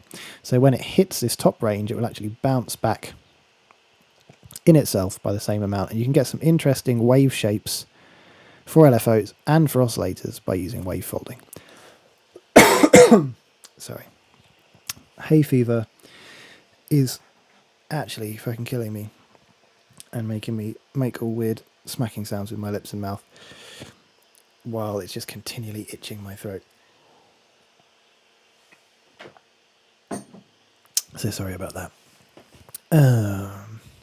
Adding cool wave folding in a few different ways, in different ways to what we've seen before, is what we're going to do quickly to the end of this LFO. There's an object in Max that allows us to do that really easily. It is called Pong. So like I might have mentioned, we have objects in Max, such as the clip object, such as the modulo object, that allow us to do hard clipping and allow us to do wrapping, which is where whenever it goes above a value, it flips down to the bottom of the range. You could also do some maths like we might have needed to do for the triangle, which would effectively done folding. So whenever it hits the top of a range, it actually bounces back and starts going back down inverted. The Pong object allows us to do all of those things in one object quite simply. So we might as well just use it. The modes it has are fold, wrap and clip, which are the ones you generally want. By default, we are going to set the default mode to be, what order were they in? So it takes an attribute. The attribute is going to probably be from 0, 1, 2. Default mode is going to be 1. I've already forgotten what that is. Default behavior is going to be wrap. Why not? Oh no, it's default mode 0. Default mode folding. Folding is kind of more fun and not something we've got before already. And range, what range are we operating in? We're operating in the range of -1 to 1. So this is like your limiter settings. You're going to make, by setting the range, just like if we had a clip or a limit object, we could set -1 to 1. It's going to stop numbers going either side of -1 to 1. There's also a Pong for just general numbers, by the way, if you ever needed to do that for any reason. You should see if we did something like run some numbers in, they're never going to go above 1. If we go up to 1 and try and go above, oh, I totally lied. What is Pong doing? Why does Pong do different things to normal non-Pongs? Is Pong not Pong? Is Pong something else? I thought Pong was Pong. Pong mode 1. Why the hell not? Pong range -1 to 1. Do Pong things. Don't lie to me. There should be a way of doing wave folding and stuff like that. If we go to 1 now and go above... Oh, it's still doing it. I hate you so much, Pong. Why are you not doing what I think? Oh, because it takes a different style of argument. Great. What if we did clip? Do you understand the word clip? It does, and it just breaks everything as well. So that's really handy. Screw you, Data Pong. We'll learn how to use you another day. We're just going to use our friendly audio rate Pong because it's not being a pain in the ass like the other one is. So instead, all of the numbers are going to run into a Pong object. Pong is going to allow us to do cool things like wave folding. By default, Pong's mode is... So 0 is fold, 1 is wrap, 2 is clip. Why would the in-out vector size be 0? I definitely did not want to do that. Max buffer size. Don't do something stupid. What? Is this because you're being controlled by Max for Live? Oh, screw you. I'm not going to worry about that by now. Cool. So we are going to add in... Well, we already have wave folding. Boom, look at that. We've got classic wave folding Batman ears. Always fun when you get them out of a sine shape. So just by adding the Pong object, setting its mode to be fold, and then setting its range to be -1 to 1, so it's not letting any numbers go below -1 or above 1. At the minute in mode 0, it is folding them, either side of that range, which is, yeah, basically allowing us to get these weird Batman folded ears, because we've... If I actually even increase this depth a bit further, we should get a greater amount of Batman eeriness. Way. So you should see now we're getting these more interesting wave-folded shapes out of our LFO. So not only can we get standard LFO shapes, which we can select with our waveform selector, using this Pong wave folder, we've now actually got weird wave-folded shapes. So because Pong is in fold mode, we can push it using the offset. You can effectively push it up into these extreme ranges and instead end up with cool wavefold shapes out the bottom. And you might see on our resultant frequency dial, rather than just having that standard old LFO shape, we're now getting these weird wave-folded shapes, which are kind of cool and fun to use.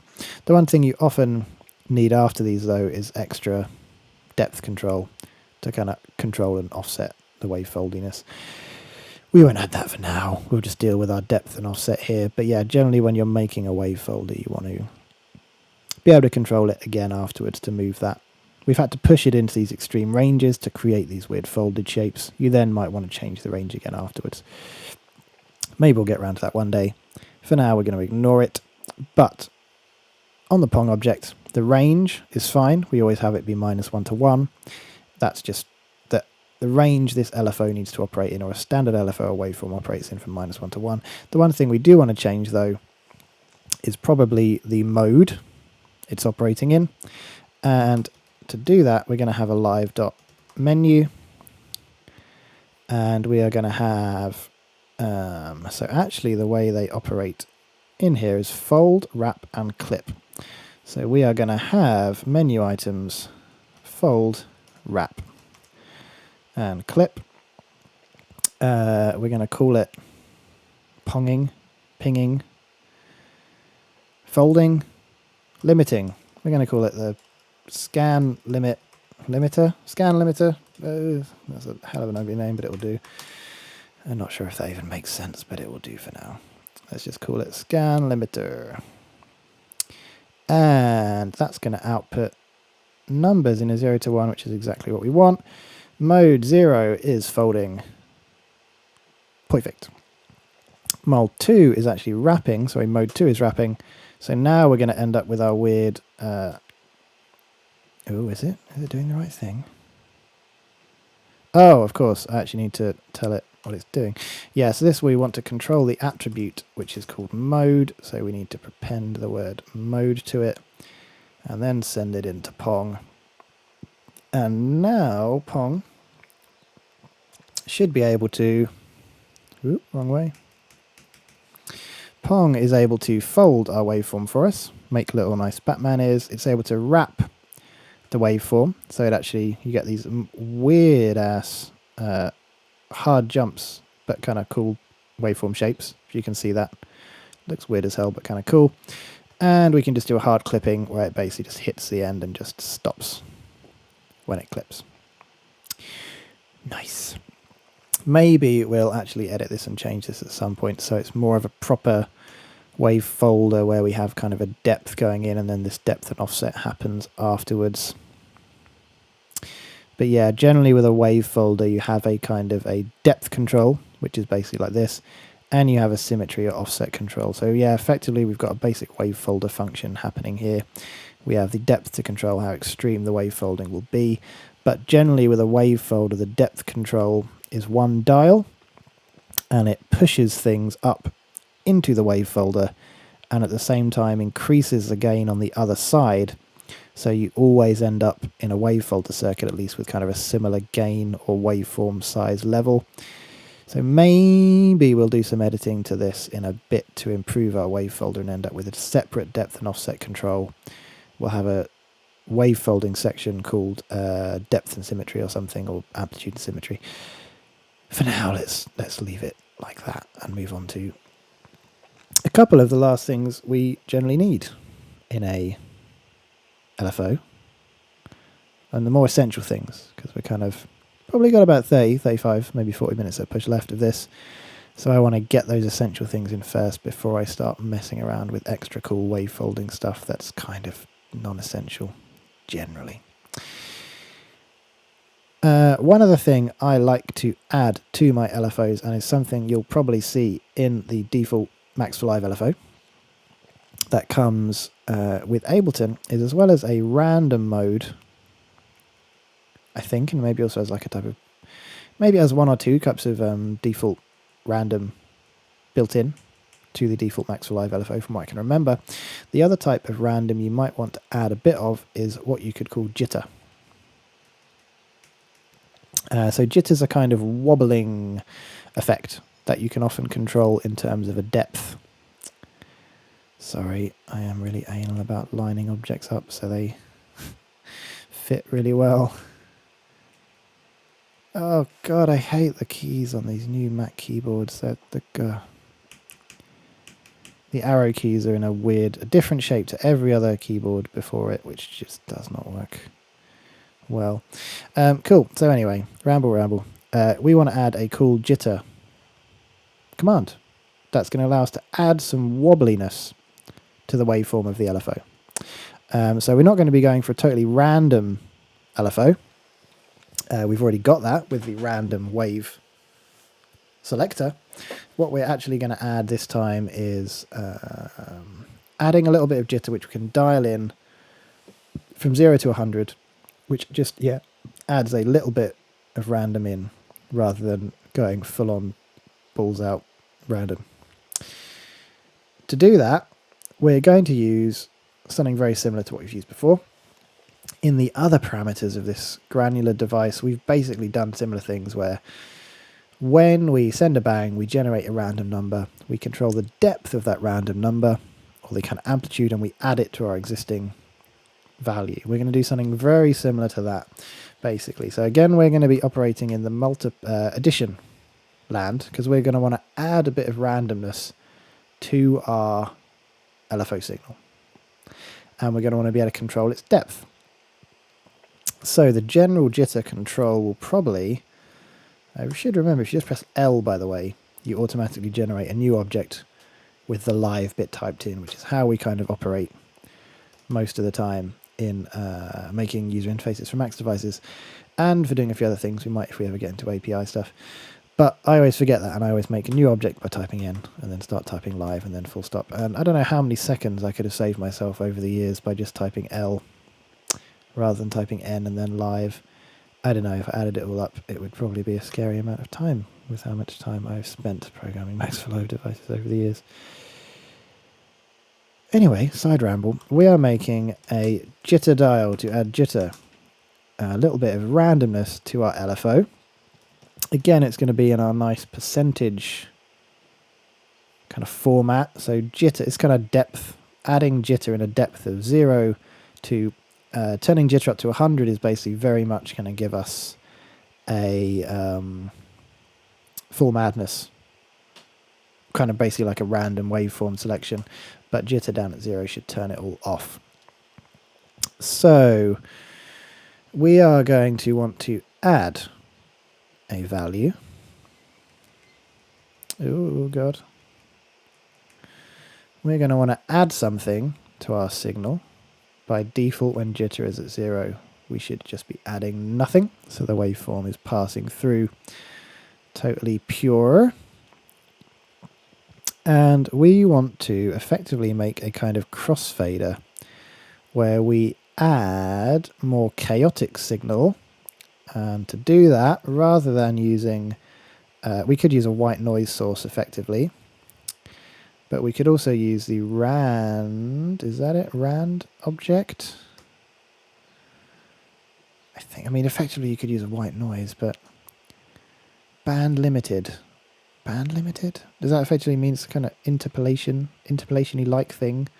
So yeah, rand is very much like noise or pink, but I think it's band limited, whatever the hell band limited means. Maybe it means it's better for doing anti-alias stuff. Maybe you'd use a random object rather than noise. No, I've used noise before. It's fine for white noise. Why would you need to...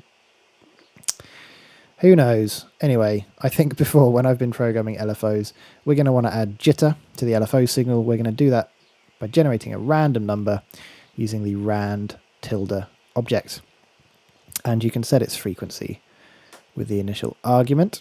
And like I say, we're probably going to want to make some kind of crossfader here.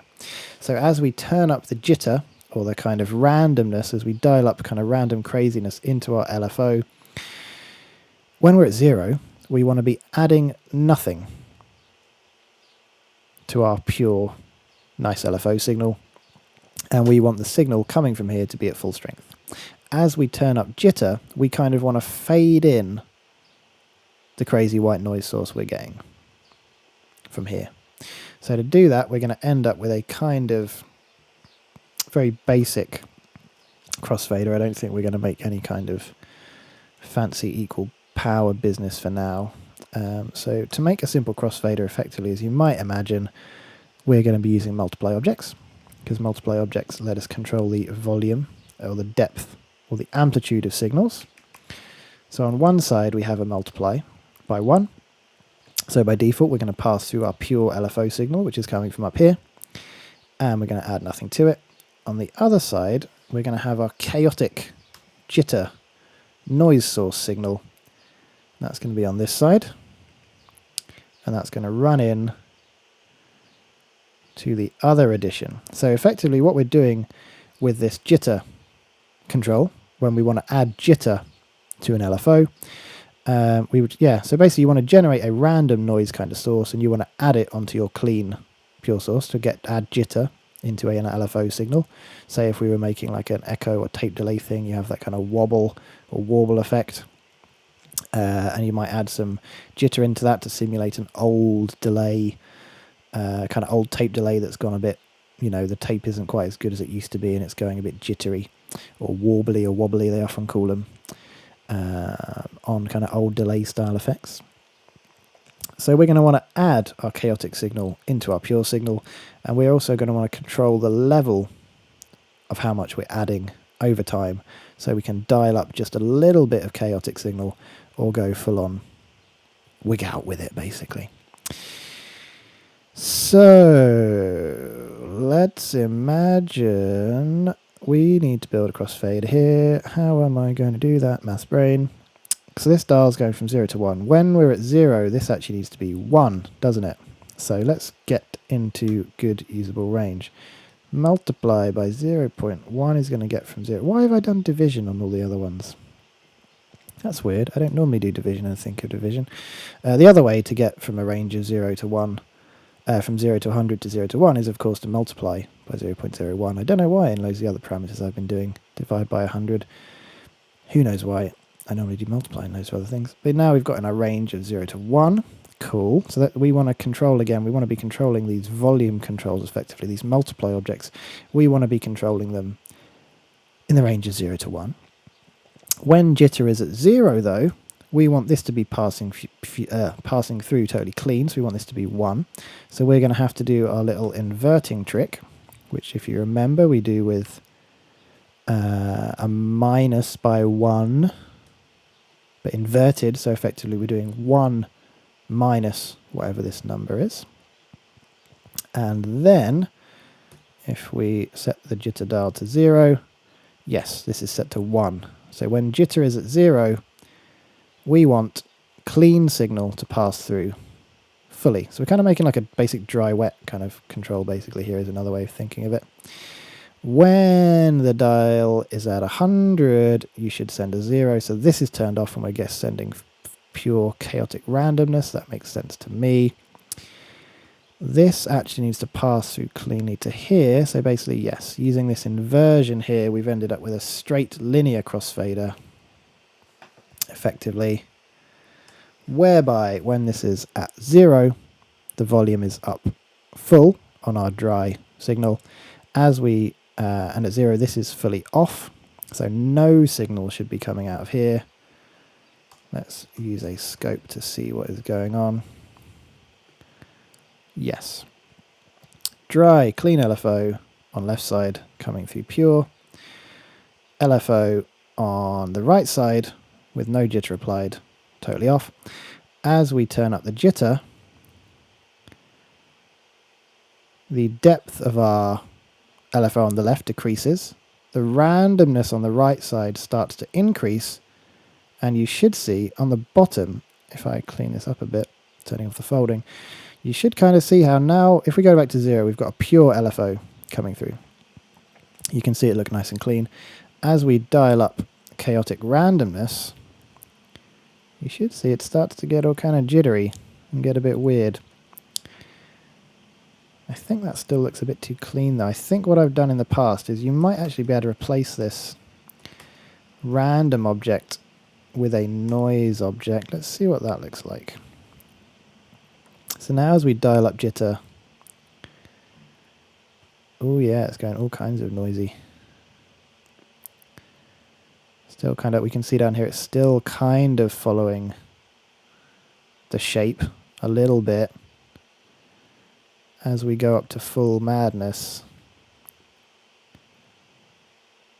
we end up with all kinds of weird wibbly signals. I don't know why the hell these aren't being affected though.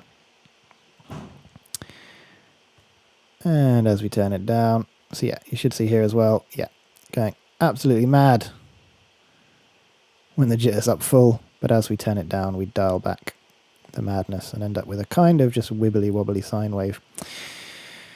Why the hell have I used a random object in the past before then? Who knows? I think one of the reasons is rand is band limited and you can set the frequency. So is it almost like running a noise into a sample and hold by default? Maybe it is. Maybe it isn't. What would the point of using this be? I mean, effectively, if we did that, we'd just be controlling its... Our LFO goes from 0 to 100 hertz anyway. This is a hertz control. You could link the two. What the hell? I think I've done this before. I've set, so that's 0 to 100. This is going to set the frequency between 0 to 100. And also run into there. Is this going to somehow be a slightly different result? I have a feeling it is. I think it's going to be a slightly smoother kind of random. Oh, that's interesting. So now using our band limited random, we can actually see the resulting randomness appear properly in our oscilloscopes and in our slightly better LFO display down the bottom. In the last example where I was using the old white noise tilde object, we were not able to see the randomness being applied in the scopes, maybe because it was happening quicker than their reset time. We were seeing it here and it was definitely going crazy over there, but it wasn't quite. Is that something to do with why I have used the random object before?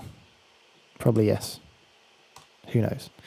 Okay, anyway, for some reason we're going to use we're going to continue using our random object because it seems like it does a way better job of making a jitter control to an LFO. So now we have a crazy jitter control that adds a bit of randomness into the LFO, but you can see it still kind of is matching that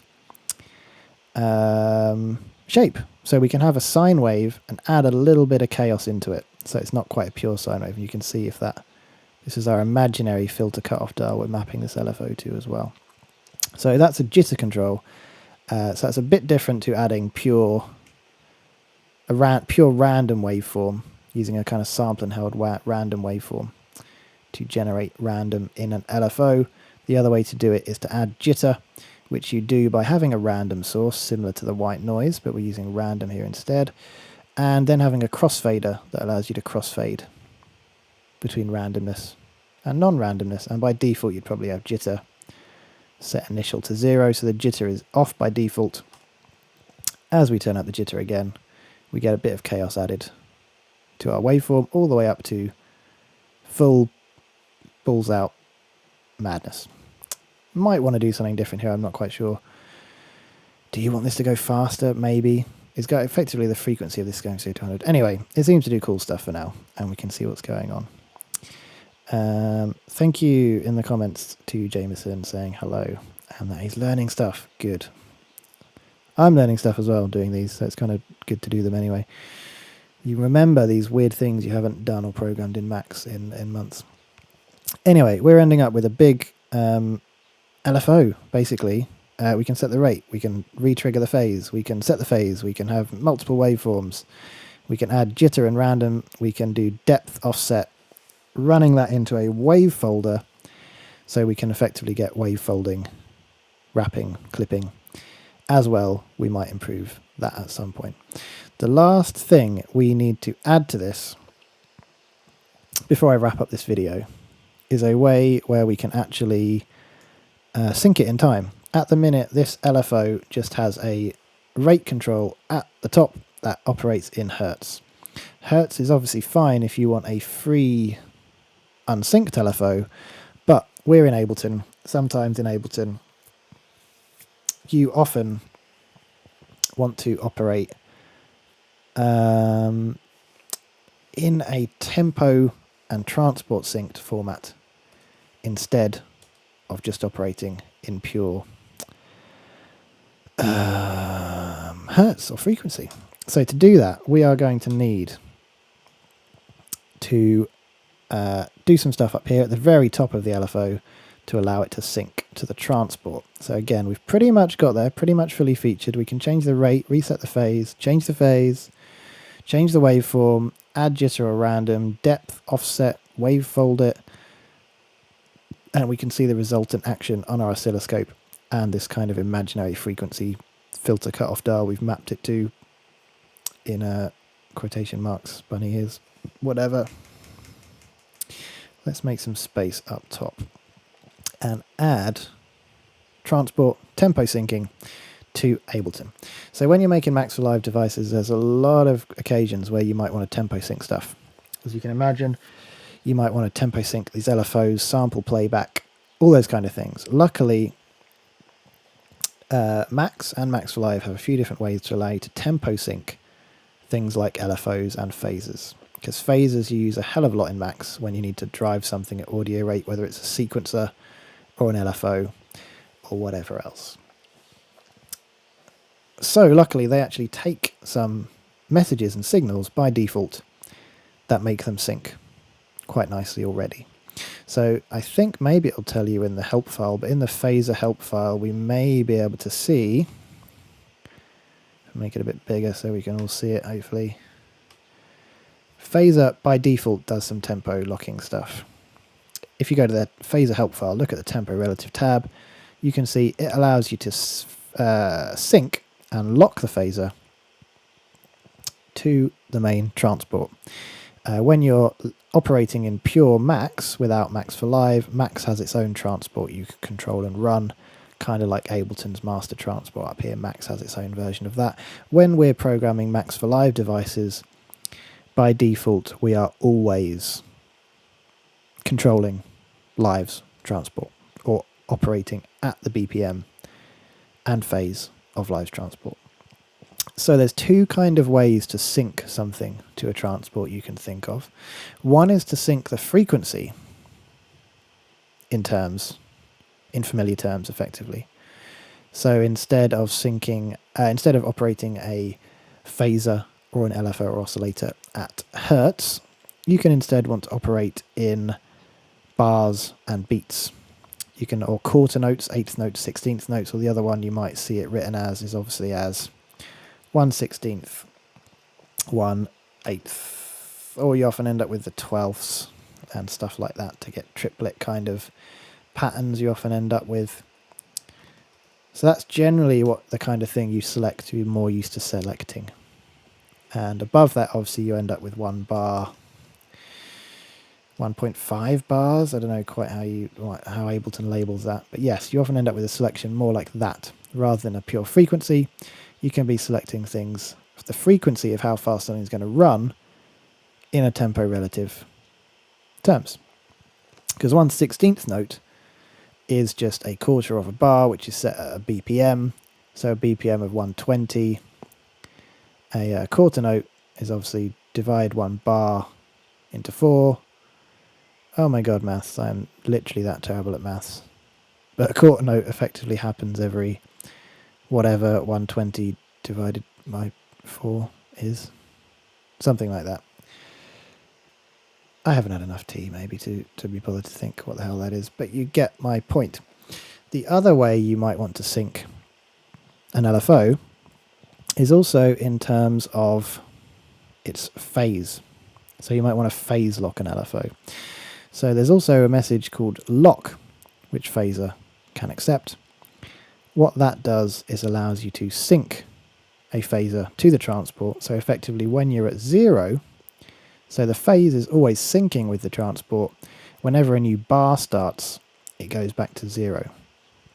So as you're running through a bar from beat 0 to 1, the phaser is running purely in time with that, with the downbeat of the phaser effectively, or the 0 of the phaser always hitting on the downbeat, or the 1 of the bar, not beats 1, not on beats 2, 3, or 4. So you might want to set a phaser frequency in terms of divisions of the bar, or notes, or divisions of the BPM tempo relative, but you then also might want to lock it or unlock it to be in sync.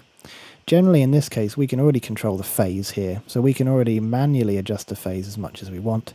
So when we say we want to have our LFO synced, we can just imagine whenever we want to sync our LFO, the LFO should always be transport locked to the Max for Live transport, and we then just control its frequency in tempo relative terms rather than pure hertz like we were doing before. So how to do that with a phaser? With a phaser you can simply just send it the message lock, and it will phase lock to the transport, which in this case, because we're in Max for Live, is the Max for Live transport. So just by toggling phase on and off, we can actually just make it always be synced to the transport. So the 0.0 of phase, resetting the phase to 0 every time the bar hits 0, kind of thing. Not quite like that in a way, phase locking, because if you go over a bar, it effectively doesn't do that. But the point is, it's kind of in phase with the transport. The other thing we want to be able to do is to control it in tempo relative terms from a dial, something like this. The other thing we're going to want is a live button of some kind, a live.txt, I think. And we are going to want the live.txt to be, let's call it sync, I guess. sync off on, and we could call it free and sync. In fact, no, we're just going to call them both sync, and sync is either on or off. Makes sense to me. So we want to be able to turn sync on or off. When sync is off, we obviously want it to just be operating in hertz using this dial here. When we are not, when we're not synced, we want a dial like this to operate in hertz. That makes sense. And let's call this dial scan rate. Fucking arrow keys, scan rate hertz. We want another dial though, and we want to call that scan rate sync. And rather than this dial being in hertz, we want it to be in our nice time format here, operating in 1/16, 1/12, 1/8, yada yada yada instead. So the way you do that is instead of before, when we've looked at a live dial and we've controlled its range and its some of the other parameters of how it scales and looks in Ableton, one of the other modes you can have, as well as the type, you can have float, int, and you can have enum or enumerated value. So if we turn this off, it doesn't really do anything. We can turn it to enumerated, and that allows us to write a list of values that the dial will go between.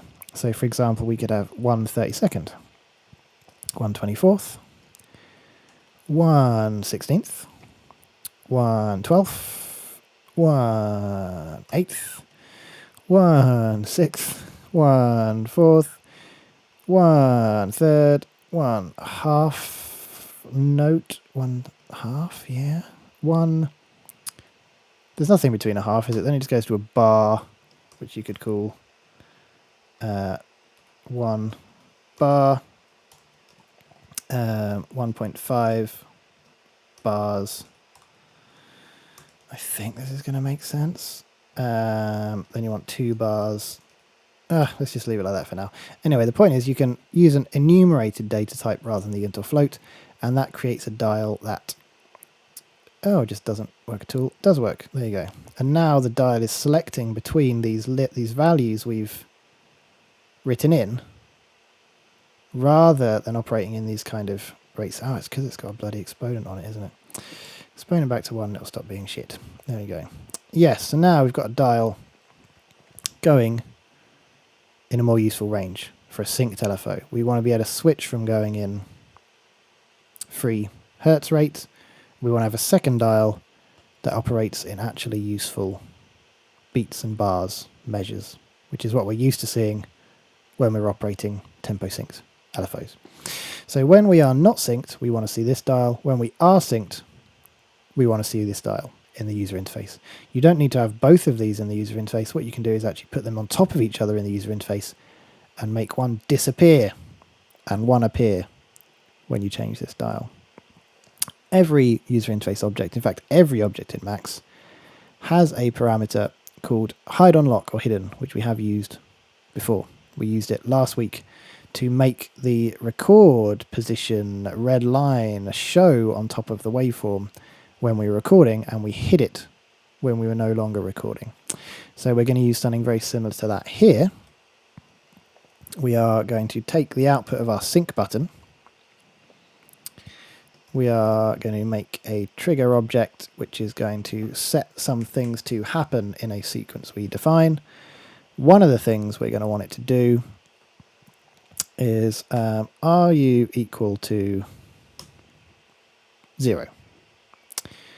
Ooh, what the hell are you doing that? Plug this into here. When sync is off, we want to hide our dial here. So prepend hidden. When you equal 0, hide. If I lock the patch, we should see. There you go. Because we are controlling the parameter of every object has called hidden, or hide on lock to give it its full name, when a patcher is locked, in other words, not being edited by using the padlock in the left-hand corner, we can now use the sync button to hide and unhide user interface objects. We can do exactly the same or the opposite for our other dial. And in that case, we obviously don't need to kind of invert the value. We could just do it like that. Yeah, this is another cheap way of inverting. You can say equal to the value as well. But effectively, you should see now, when we turn sync on, tempo relative terminology values are available. Frequency dial disappears. When we turn sync off, we get back to seeing 3 Hertz and we disappear tempo relative values. If these were in a user interface, you'd probably do something like, let's just show it quickly, put these both into user interface, put this into user interface as well, and now we end up with 2 dials on top of each other. Looks ugly when the patch is unlocked, but as soon as we lock the patch, let's make them both the same size, 40 pixels or whatever that is wide. Oh, they are both 40 wide, it's just non-UI. Okay, cool. If I lock the window, you can see when I turn sync on and off, we are basically just quickly switching between seeing these 2 dials. That's exactly what we want. Cool, user interface works. Now to actually make it work with the phaser. So we're going to need some kind of switch logic here, because we are, just like with the waveforms, going to want to switch between. So unlike a gate, what you want to do is have 2 incoming sources of data. So like with the waveforms down here, we had a switch, or what in Mac's audio land is called a selector. And here we were selecting between numerous waveforms. Up here we want to select between our 3 Hertz kind of gate and select between our tempo relative synced, tempo transport synced dial. And we are going to run them into a switch, and obviously this will also need to kind of control the switch. So when we turn sync on or off, we want to switch between looking at that or that. Again, we need to plus by 1 because sending a 0 actually closes both of these inlets. See at the 0 because I didn't add this plus in, these are now both closed, which is useless to us. What we actually want to happen is when we turn sync on, should have connected that up first. When we turn sync on, we want this inlet to be open. This is our synced inlet for tempo data to pass through to the LFO. When we turn sync off, we want this inlet to open up, and we want our unsynced Hertz kind of data to pass through. So that's that also on the way to working. Let's just tidy that up by giving them all their own inlet. Not that those two matter which one happens first, really. This side is kind of nearly working. What do we want next? So every time we select unsynced, we're going to hide that from the UI, show this in the UI. Cool so far. We're going to switch over to close this gate and open this gate. Good. Next step, we actually want to send through whatever this value is, because every time you switch these gates, you might have then been messing in these tempos. When we switch to being synced or unsynced, we want to show the unsynced dial and switch back to its rate. We don't want to be hanging on to the old previous rate. That might mess people up with the functionality, wondering what's happened. So when so let's use a select object to select the 1 or the 0. And we'll plug that into here. So when you are unsynced, we should get a bang out of here. Boom, that's good. And when that happens, we want to bang through this value. And at that point, we want to select that in Hertz, which is fine. That will be sent through to the phaser. But at the same time, if we remember, we have this cool locking thing going on. What we also want to do, let's do this in a slightly different way.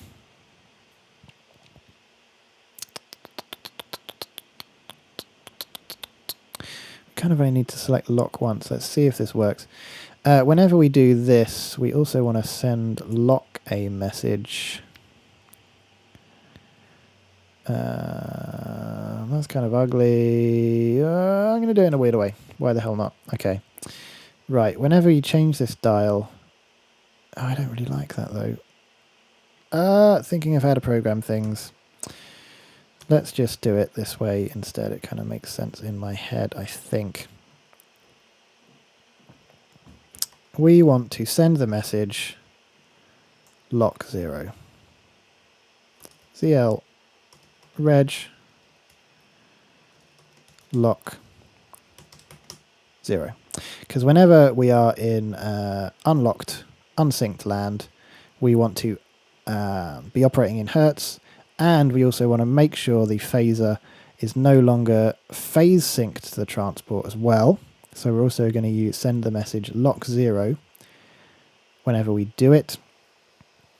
So whenever we turn sync off on the LFO, we are going to bang through the rate in hertz by doing that. And we are also going to bang through the message lock 0 just before, and we send both of them through the same gate. That should work fine. Oh, spaghetti code. How can I make you less ugly? That will do for now. Why the hell not? Same thing needs to happen for these, obviously. When we say we want the LFO to be synced, we want to bang through the actual synced tempo, and we want to send the message lock 0, and lock 0, as we know, will lock the transport to be phase synced.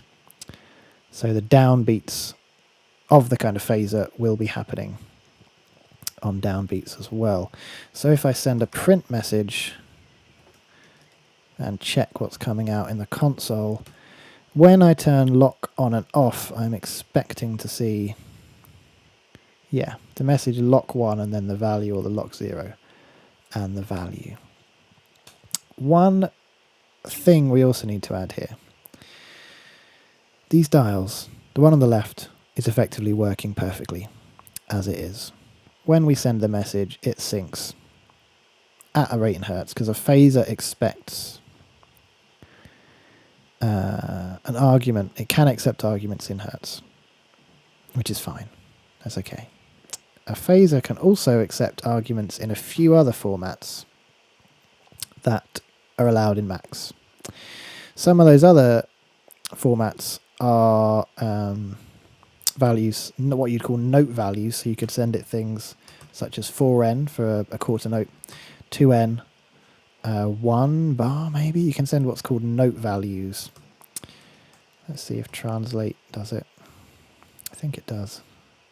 Yeah, so hopefully we can see here in this translate help file some of the time formats Max can operate in. We can operate in milliseconds, ticks, bars, beats, units, sample, note values. So note values are things like 1n, 4n, 16n. The most useful one I often find, apart from obviously milliseconds and hertz, or hours, minutes, seconds, you can also operate in, is bars, beats, units. And this is this format we see here. We can have 1.0.0, which is 1 bar, 0 beats, and 0 ticks. So ticks are a further division of a beat in a digital audio time terminology. Can't remember for the life of me how many ticks there are in a beat, but there's some weird number of ticks in a beat basically. So you'll often find if you're making tempo synced LFOs, you need to work in bars, beats and units. So we need to make a translator that translates our synced dial, which looks like this. It has nice 132, 124, all these kind of nice standard LFO rates. We need to translate that into something our phaser will understand, and our phaser will understand bars, beats, units. So when we send the message 1 on our rate dial, we want the thing that comes out and gets sent to phaser to effectively be that. When we select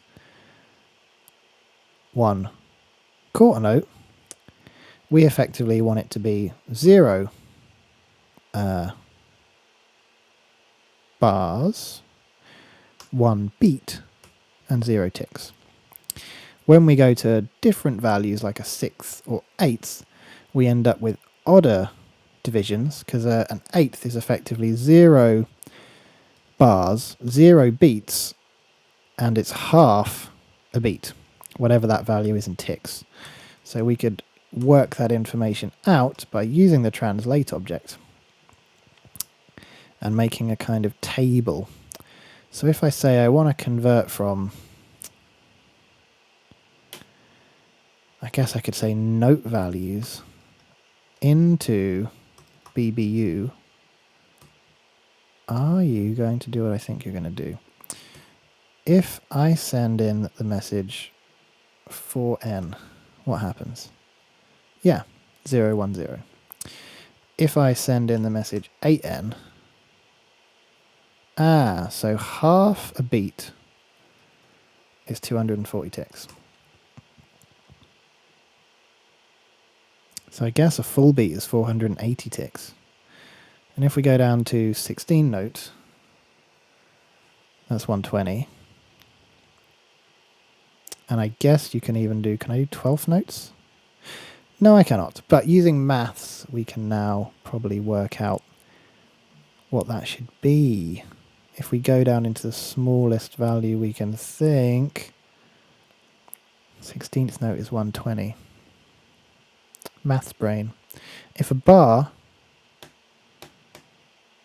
beat is 480 ticks, divide that by 2, we often obviously end up with 240. If we divide it by 3, we end up with 160.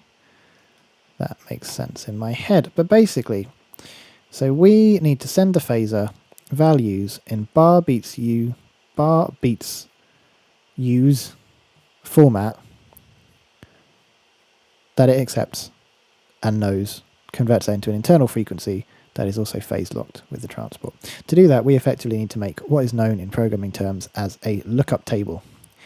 The lookup table converts from a dial or a set of numbers that are in a certain range, and it'll convert that into the data we need instead. So we need to make something where this dial gets from a list the right value. A very cheap way to do that would be to make a list in something like a message box object and write them in as they are in this dial. So let's get the value of our dial for now. So those are the values available in our dial. We need to get a matching list to this in the time format accepted by phaser, which is bars, beats, and units. So we can do that by using this translate object here to work it out. So if we say we want to get what a 30-second note is, that is 0060. 0.0.60. Phaser should accept bars, beats, units as a format. Our bars, beats, units, I think they're 0.0.060 rather than 0060. I think it needs to be 0.0.60 like this. I think that's right. So next up we have a 24th. Jesus.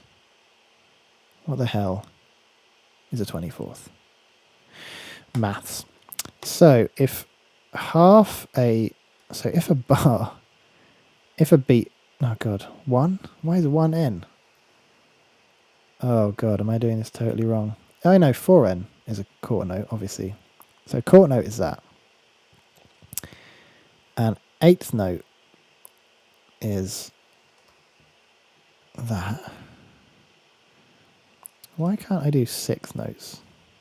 No. But yeah, I think I'm correct in thinking...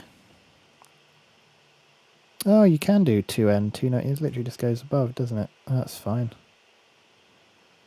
Could we even operate in notes instead? Can I do 1.5? Oh no, because we can't, because it doesn't do things like this, which is what we want. That's why we need to operate in bars, beats, and units. So half a... So let's go back to that again. Sorry, a quarter note, which is 1 beat. Turns out like that. A eighth note, which is half of a beat, is 240. So from that information, we can discern that a beat, or a quarter note, is in fact 480 ticks. Cool. If we do 480 and divide it by 2, we get 240, which is fine. If we divide it by 3, we get 160. What happens if we do it divided by 6? We're going to get all these other numbers. So I think we just need to go down the scale until we get all these other values. So if we were going to get to 1/24th, I think 1/24th note is actually 80 ticks. I could be wrong, but we're going to go with it and measure it later because my maths brain is not working it out well. So a 30-second note, we know, is 60 ticks because it just translates that directly. A 24th note, by mathsing 480 divided by 6, I think provides us with a value of 80, which would kind of sit relatively correctly between 32nd and 16. A 16th note is 120, so that would be 0.0.120. A 12th note would be that divided by 3, I guess, which is 160, so that would be 0.0.160 ticks. Then we have an 8th note, which is 240, because we've already looked at that before. 8th note, 0.0.240. Then we have a 6th, which is going to be, if we know that, it should be 240 plus 60, I think. Or would it be 320? Oh god. Maths? Come on, brain. If we think of the minimum division of that is 80, would you add 80 onto here? Would you get you to 300, or would it be 320? I don't know. We're going to go with 320 because my maths and the minute at this time with this amount of caffeine is not good enough. Caffeine is not good enough to work that out, but we will revisit this. I'm sure I made this properly somewhere else and I'll be able to come back. But the point is we're trying to translate from this kind of menu here, or kind of technically note values, into bars, beats, and ticks, which is a format that Phaser accepts. And I think we've got right in thinking a 30-second note is 60, 24th is probably 80, 120, and that increased by 20, then it increased by 40, then it should increase by, ooh, maybe 80. If it's doubling every time, is it going to double every time? Maybe. Maybe that's one way to think about it. I don't know. So next technically would be a quarter note, which is in theory 480 ticks. But for that we can actually just do 0 bars, 1 beat, 0 ticks. A third, well that's going to be weird, isn't it? Because if a bar is effectively 480, so that's effectively kind of 1 quarter note and a bit, so 2 quarter notes is effectively 8. If we got to 240, 480 times 2 is obviously 960. Oh, brain. I'm going to need to look at some code that did this before because I can't be bothered to work this out right now. But that's going to be something like 0 beats, 1 bar. No, sorry, 1 bar. No, God. 0 bars, 1 beat, and a bit added on top. And I'm going to say that amount of ticks is 160. Why not? I don't even know. I think it may be around the 160 mark. Because that's 32nd, 24, 16th. A 12th is 160. So if we add that on, we might get somewhere near. I'm going to need to look at some code somewhere because my maths brain is not good enough to work this out. But somehow that's kind of how it's going to work roughly in this bars, beats, units table. Next up is half a note, which is actually, sorry, a half bar, which is actually 2 notes. Thinking of it in standard 4/4, which is of course 0.2 beats slash 0. Then we've got a full bar, which is of course 1.0.0. 1.5 is 1.2.0. 2 bars is 2.0.0. I kind of want to go slower than this. You want to go way slower than this. Let's also add 3 bars. Let's add 4 bars. Let's add 6 bars. Why not? We're going to go and add that as well. 8 bars. And stupidly slow business, we're going to add 16 bars because, you know, granular stuff sometimes gets a bit weird and you want to do weird things like that. So our new improved list of values we need to be able to select. So we'd gotten up to 2 bars. We also need to add in 3 bars, which now is a lot simpler. Luckily, we can do 3. We can do 4. We can do 6. We can do 8. And we can do 16. So now we have a kind of a lookup table or a conversion where we have this amount of values coming out and we have a matching set of values.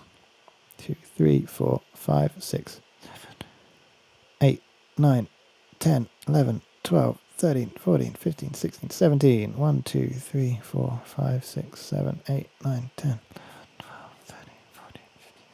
They match. Could have done it with the ZL. Yeah, could have done the length another way, but they do match. This is effectively a lookup table, and what we do is out of this dial, we actually get a 0 to 1. We get just like a live menu here, depending which item in the menu we select, we get its value out the bottom, 0 to 16. So effectively a range of 17, which is just what we're expecting. We want to pull that range. So based on that, we want to grab that indexed item of the list. We have done this before. We've used the ZLMth item. I think this was when we were doing something with scale probabilities. Did we have a ZLMth in the go? Maybe somewhere at some point.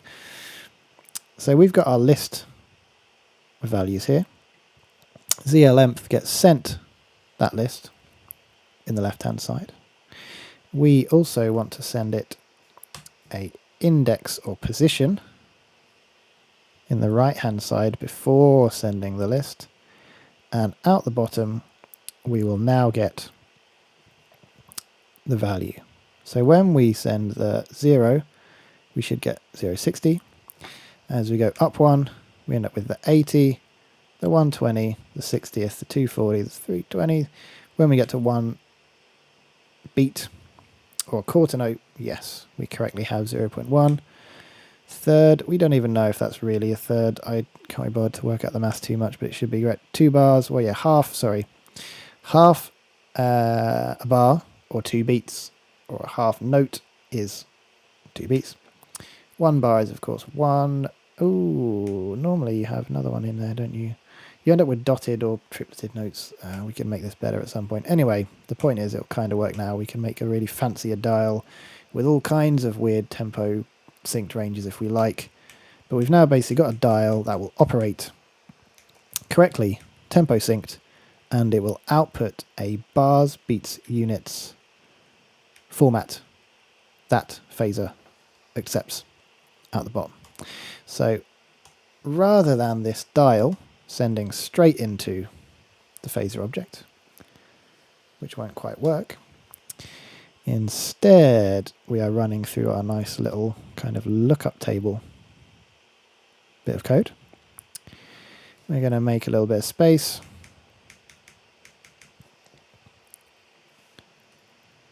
I hate these arrows on this keyboard so much.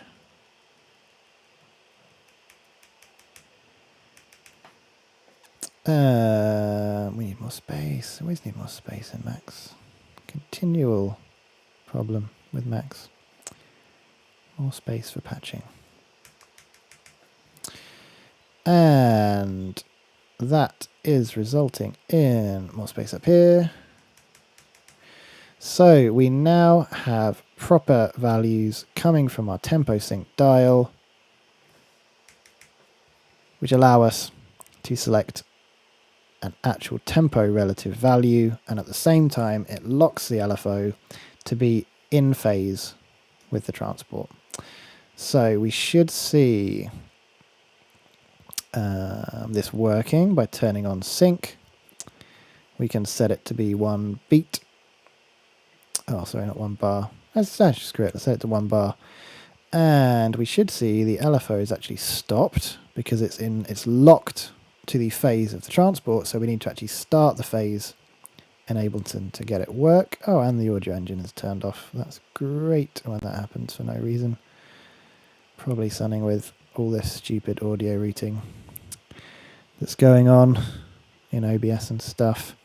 But now if we start the transport in Ableton, we should see the LFO starts running. If I stop the transport in Ableton, the LFO stops running, as expected. And if I quickly add all of these things to the user interface, we should be able to see that it is in fact operating properly in phase with the transport and at the correct tempo relative times. Let's add all of these things to the transport. Let's get rid of that for now. This is hella ugly.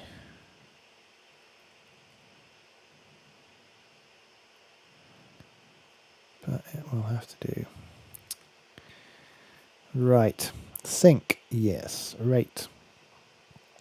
Yeah. Folding, not quite as important as the wave shape. Uh-oh, maybe we're going to get lost in designing user interfaces for ages again. Hopefully not. Depth and offset can go down the bottom. Like I say, I think we're going to improve this LFO at some point to add the proper wave folding.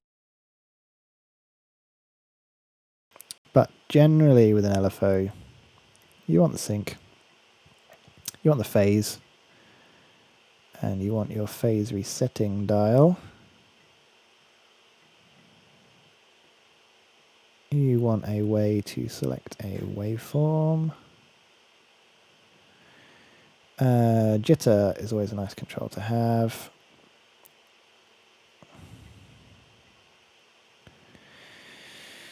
Folding, where would you want a fold command to be? Could that fit there? Maybe. That could kind of go like here. Oh, making ugly as hell user interfaces since... Well, since whatever year Max for Live was released, which I cannot even remember now. 2008? God, 12 years of programming Max for Live devices. Still doing it. Now, that is a ugly as hell, but somewhat usable looking LFO bit of code. Make some space. Set you to 0.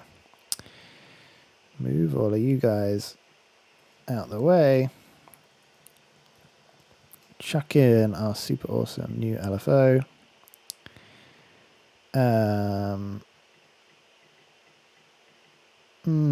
Think about how you might want an LFO or something that says scan somewhere there, so you're not just looking at this thinking, what the hell does all this code do? I have no idea.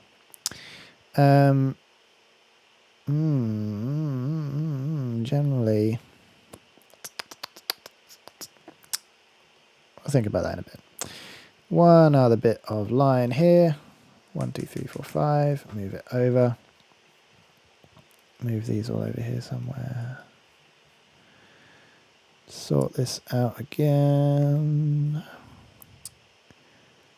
And we've now got... What the hell are you? Why are you here? I don't even know what you are. What? Oh, that. Why are you in the presentation? Get out of the presentation. Thank you.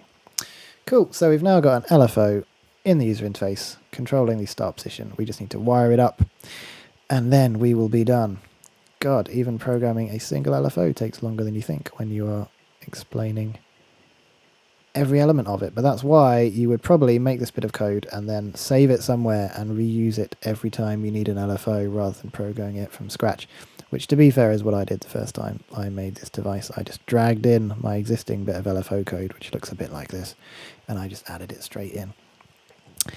This needs to control the start point over here, not this ugly as hell LFO we made originally. I'm going to rename this to be scan, because again, not scan, because that is the terminology many people will be familiar with if they've used Granular Synths. And we're going to want to turn scan on and off, which is basically going to allow the LFO to flow through here. LFO code is over here and all kinds of big and in the way. We can run the dial all the way over here, or maybe in this case I'm just going to be lazy and use a send. We're going to use an S tilde. Oh no, God, it's got to be send. Send tilde.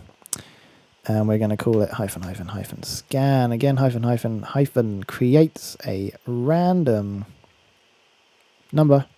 In fact, no, we're not even going to send the audio. We're just going to send scan. Yeah, screw it. Send scan. We're already snapshotting it. That's fine. We're controlling a dial. We don't need an audio rate LFO. If you were going to plug this into other parameters at audio rates, you can grab it here, send it places, plug it in. We are just snapshotting it and sending it as data because we don't need audio rate resolution for our LFO because it's controlling a start position in a synth that it's kind of sample and holding and stuff, the play point anyway. It doesn't need to be this resolution. So you're going to end up with something kind of like this. Ooh, and we've programmed our fully featured nice LFO like it should do generally to operate in the... I really don't like this audio thing keeps turning on and off. Something to worry about at a later point. Probably, again, something to do with OBS and loopback and all these things going on. Cool, so with play enabled on the transport, we are getting the LFO working and visible in the scopes and stuff. It is being sent over this send called scan. It's now being received over here, very near to our start position, which is what we want it to control. We can see the value coming through here. Fine. As I said, generally LFOs, you do want to work from -1 to 1 in most cases. That's why we generally based our LFO to work in -1 to 1, because it's what you expect in most cases. But in our case, this scan control, we actually want to work from 0 to 1, because that's the range the start dial on here works. So we never want it to go outside of that 0 to 1 range. Although the dial's controlling it in a percentage from 0 to 100, the underlying controls, as we made pretty much all the controls of this granular synth, work in the range of 0 to 1. So we're going to scale from 0 to 1, sorry, from -1 to 1, into 0 to 1. You could do this like we've done in other places with 2 bits and maths. You could shrink the range. So all this scale object is doing effectively is multiplying by 0.5 to downgrade the range. That will then leave it to change the depth lower and or the amplitude. So now this would be running from minus 0.5 to plus 0.5. If we then offsetted it by 0.5, we would be in the range of 0 to 1. So that's all that scale object is doing, but scale object sometimes just saves you having to think about maths. Because effectively, out of our scan object, we should now be nicely in the range of 0 to 1, rather than in the range of minus 1 to 1. And these should be exactly the same. Which I can't tell because it's happening too fast, but I think I did the right thing with any luck. Anyway, we're just going to use scale for now, just to talk you through why. Cool, so we're also scaling the value coming from the scan LFO, which is what we want. It's going to need to go through the gate to be turned on or off. And what I did and what I mentioned previously was a better way of moving this dial. There's various reasons why in Max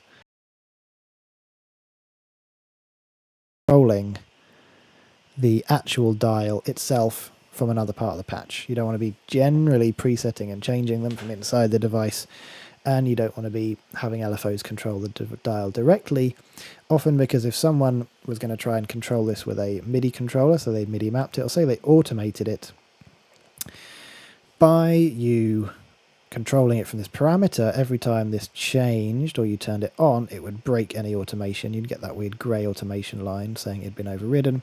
And again, if you were trying to MIDI map this, you'd end up trying to turn the dial on your MIDI controller, and at the same time the LFO would be running and it'd be doing weird things. So instead, we want to kind of modulate it, leaving this as a kind of bias point. So this is still going to function when the LFO is on. It's just going to set the bias point, or it's going to effectively change the phase. Or the offset, sorry, I should say. This is effectively going to control the offset of where the LFO will start from and be operating. That's kind of how things work in like modular synths and many other VSTs and the way you map them. The dial remains a offset or bias control.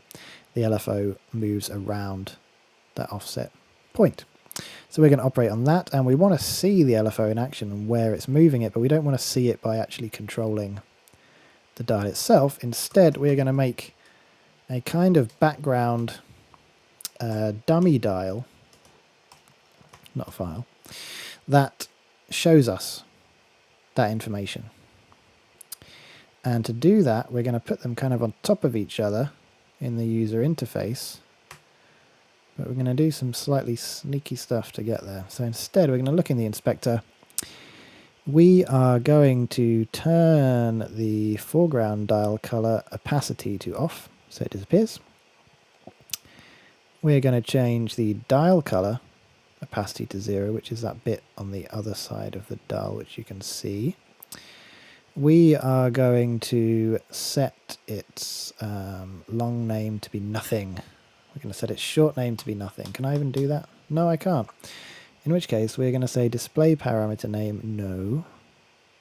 In fact, that's going to be weird because it will change the height of it. Change my mind. We want these to sit on top of each other perfectly, so I think it'd be best if we actually changed the text color to be opaque as well. And finally, we are going to change the needle color to our nice orange that we have used in numerous other places in this device. So I'm just going to copy it from the waveform, paste it onto needle color when active, and now we have a nice little orange needle that we can actually put underneath our start point and see the position on top of its modulation. We can see the modulation that's being applied without actually controlling or affecting this dial that might be MIDI mapped or automated, therefore not breaking the automation, which is what we want. Boom. So let's wire this all up in a usable way. We need to control the dial here, and we need to control the start position. And actually, we don't want this analyzer to mess with it either. So we can actually just get rid of anything that's controlling this dial. We do not want anything to be messing with this dial. We want it to just be working, doing its own thing. But we still do want it to operate and be involved in this because it's going to act as a bias, as we may have mentioned before. So we've got three things that can possibly be controlling our start point. We have the start point control itself. We have our scan LFO, and we also have our audio analyzer trick, where whenever a transient happens, it moves the start position to the current recording point. So three possible things can affect the start position, and we need to add them all together in some way. So first thing we have is our start dial itself. We are going to want to add the LFO into that mix potentially at some points. By default, adding nothing. So again, hot and cold inlets exist in Macs if you didn't know. Whenever you send something into the hot inlet, like this, whenever you send anything into the cold inlet, nothing gets output. So if we didn't... Oh God, come on, live. Can't have the audio engine continually crashing. Good job we haven't done anything where audio needs to be played today. Our LFO is coming through. If we just plug this into here, nothing's going to happen because it's running into a cold inlet. Nothing will happen until we change this here. So what we need to do is turn these both into hot inlets, which you kind of can't really do with that object that I know of. Instead, we're going to use a pack object. The pack object adds two numbers, or sorry, packs two. If you use pack like that, PAK, both inlets are hot. Whenever either one changes, the number is output, and the audio engine has crashed again. I'm going to unsync the LFO so we can actually see what's going on. Unsync. Oh no, the audio engine even doesn't work at all, of course, when that's happened either. Please still be working. Please still be working, microphone. Yes, you are, thank God. Last couple of things, and my laptop is struggling so bad. Maybe that's why it keeps crashing the audio engine in Ableton as well. Anyway, LFO coming through. Pack the two numbers together so they come through as a list. We have the value from the start dial on the left. We have the value from the scan LFO on the right. We pack those two individual numbers into a list, which basically functions to join them into a list, and it just so happens that the multiplication object, any of the maths objects actually, can receive a list and they'll add them together. So now we should be adding the start position to the scan LFO position. So we're now mixing the LFO into this start point, which is kind of acting as an offset. You should have already noticed we're going to run into that familiar issue we did with developing our LFO, that we're now going outside of the nice range of 0 to 1, so we're going to need to scale that as well. But first, remember there's 3 points in this patch where we can be getting our start point from. The start point dial itself, the scan LFO, and also our audio analyzer thing over here. So we also need to add in a way for this to be added into the mix. So we're going to actually add the same set of things again below here. So we can add start point to LFO, and then we can also add transient detectory jobby into the mix as well. And that should result in all of these working with any luck.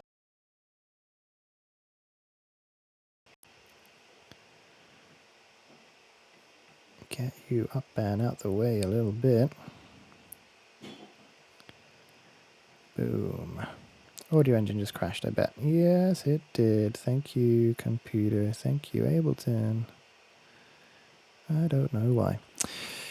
Cool, and now our transient detector should do stuff. I don't think we even have that enabled technically at the minute, but if I do this, would this do anything? Is this adding anything? Is a number coming through here? The audio analyzer is probably turned off, isn't it? Everything's probably turned off and nothing's working. That's causing transients to generate. So I think through here we should be getting a figure. We're not recording. If I also enable recording and loop, we should also see that number coming through here, and it will be added. Boom. Yeah, so whenever I click my fingers, a transient is detected, and the current recording position as that transient is detected is output, and it's also added on top of our LFO, on top of our dial. But we're ending up with some weird stuff going on here. You might notice we're going outside of the range of 0 to 1, which is the first bad thing that's happening. Let's get some little visualization on the go quickly so we can see what's going on here though quickly, just to make things clear in a nice way, as well as looking at straight numbers. We can also look at our awesome dial. We want the dial to operate in the -1 to 1 range if it isn't already. Let's set that right. And we actually want it to be invisible to mapping. We want it to not be automatable or stored because it is purely just a super boring dial. We also want it to ignore clicks so people can't even click on it or do anything with it. That's how boring we need it to be. But now if I do something like turn on scan, you can see our sine wave LFO is doing stuff. And when I talk, it's also doing weird stuff and adding stuff to the offset, and it's doing weird stuff and going outside of its range above 1. So straight away we're going to need some modulo business in here. We're going to need to make sure this number never goes outside of the 0 to 1 range.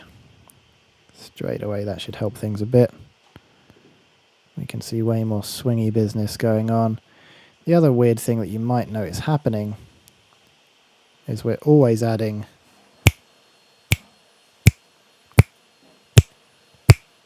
the record position to the start position, and if I do that, it is offsetting it correctly. Yes, so it's 0. Sampling transients, and I can offset and add to that.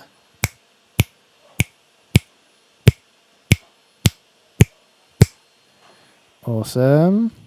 The only thing is this has a value of this stuck in it. If I turn auto off, that value is still hanging around there, and this dial is still being offset. So if I set this dial to 0, this value of kind of 0.5 is still hanging around and knocking the start position out of place. So we actually need to add in another little bit of code here to these objects. So when they are turned off, we actually need to send through a 0 to make sure that bit of additional offset or modulation, as you can think of it, gets turned off. So when select 0, actually output a 0. Just like that. And you still need to open and close the gate here. Like this. Yes, same thing needs to happen for our LFO though. Because when you turn the LFO off, it's still stuck. As you can kind of see there at a previous value. We don't want this to be stuck here, because again, look, We've turned the LFO off, but its offset still remains. It's stuck there. It's not at 0. When these are both off, this should be the only thing affecting it. It should snap back to being at that 0 position when we turn it off. At the minute, whenever I turn it off, it's not snapping back at all. So the other thing I'd need to do is add this same, pretty much exact same bit of code in here. Let's add that in quick.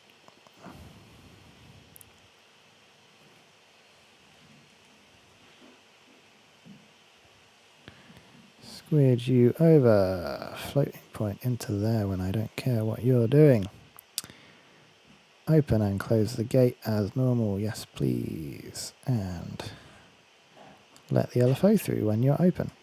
Now, whenever you are off, you reset to the start position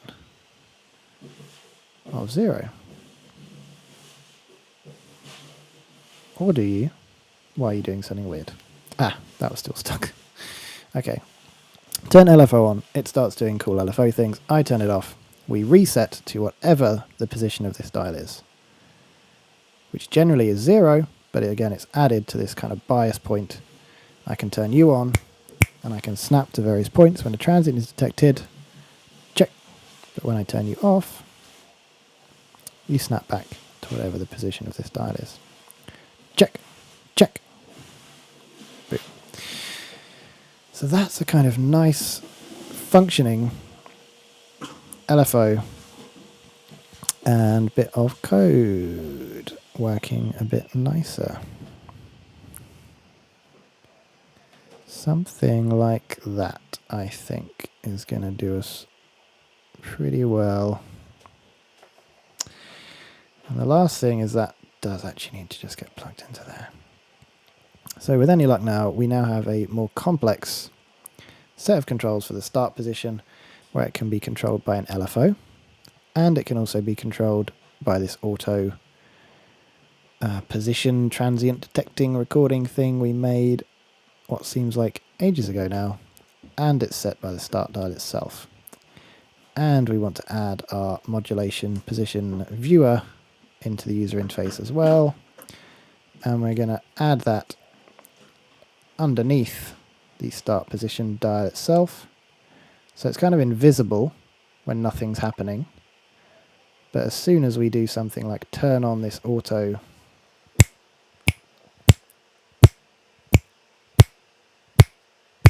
transient mode, we can actually see it operating there, and again it's relative to this dial position, so it'll move in sync with it. We can turn it off, we can turn on the LFO, and you can see it LFOing away happily there. This does change the bias, kind of similar to how we can change the phase here as well, or we can actually change the offset as well. Oh, there we go. Modulation heaven. Everything modulating all at the same time. Why not? Check, check, check. I think it all works. This is ugly as hell. This probably needs to live up here somewhere, doesn't it? Definitely does. But damn, that does not work at all. And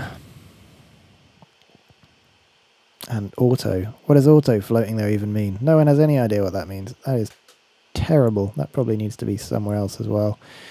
And you can't have that sticking up there. I mean, that just looks stupid, doesn't it?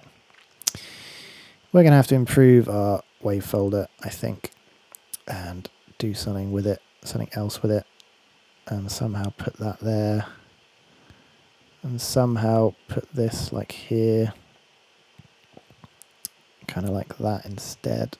Random's going to be cut off now. Oh, it's ugly. We'll work on it. Well, hopefully not spend too much more time doing stupid user interface stuff, if we can avoid it. But for now, a better, lots improved LFO to control the scan position. or the start position. I kind of demoed this before with audio examples, and because we have pretty much gone up to 3 hour limit now, so that's definitely the hard limit of when I want to stop programming anything. There's some other issues with this LFO. A few things we're going to need to sort out. We're not going to sort them out now, or maybe we will. Oh, God damn it, we are going to. Okay, one issue you might be aware of with LFOs.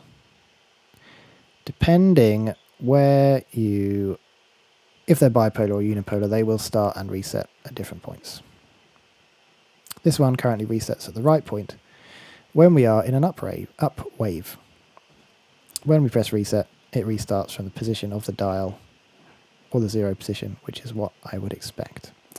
If we go to a down wave, it should also function correctly and snap back to the 0 position or the kind of offset position when you hit it. Perfect. If we go to a triangle wave and I reset it, oh God, does this actually work? I thought this wouldn't work. I swear I had to do some work before to make it work at the right point. Actually, it seems to, though. Yeah, whenever I hit the reset, it does actually reset at the position I expect. This is good. And it does triangular wave style business. If I go to sine wave, what happens? Ooh. Okay, so when I reset the sine wave, because it's a cosine wave, and cosine waves are actually an inverted sine wave effectively, or a sine wave starting at a different point. If I hit the reset, you can see it's doing something weird. It's effectively actually hitting back to 0, but it's going negatively first. We actually want it to go positively, so it matches our other waves. So one thing we'd need to do here is we'd need to do something to the cosine wave to make it be in the proper range. To do that, we'd add something on to the cosine at this point, I believe. If you're going from 0 to 1, and we're currently the negative point of the range, I think we're going to want to add on.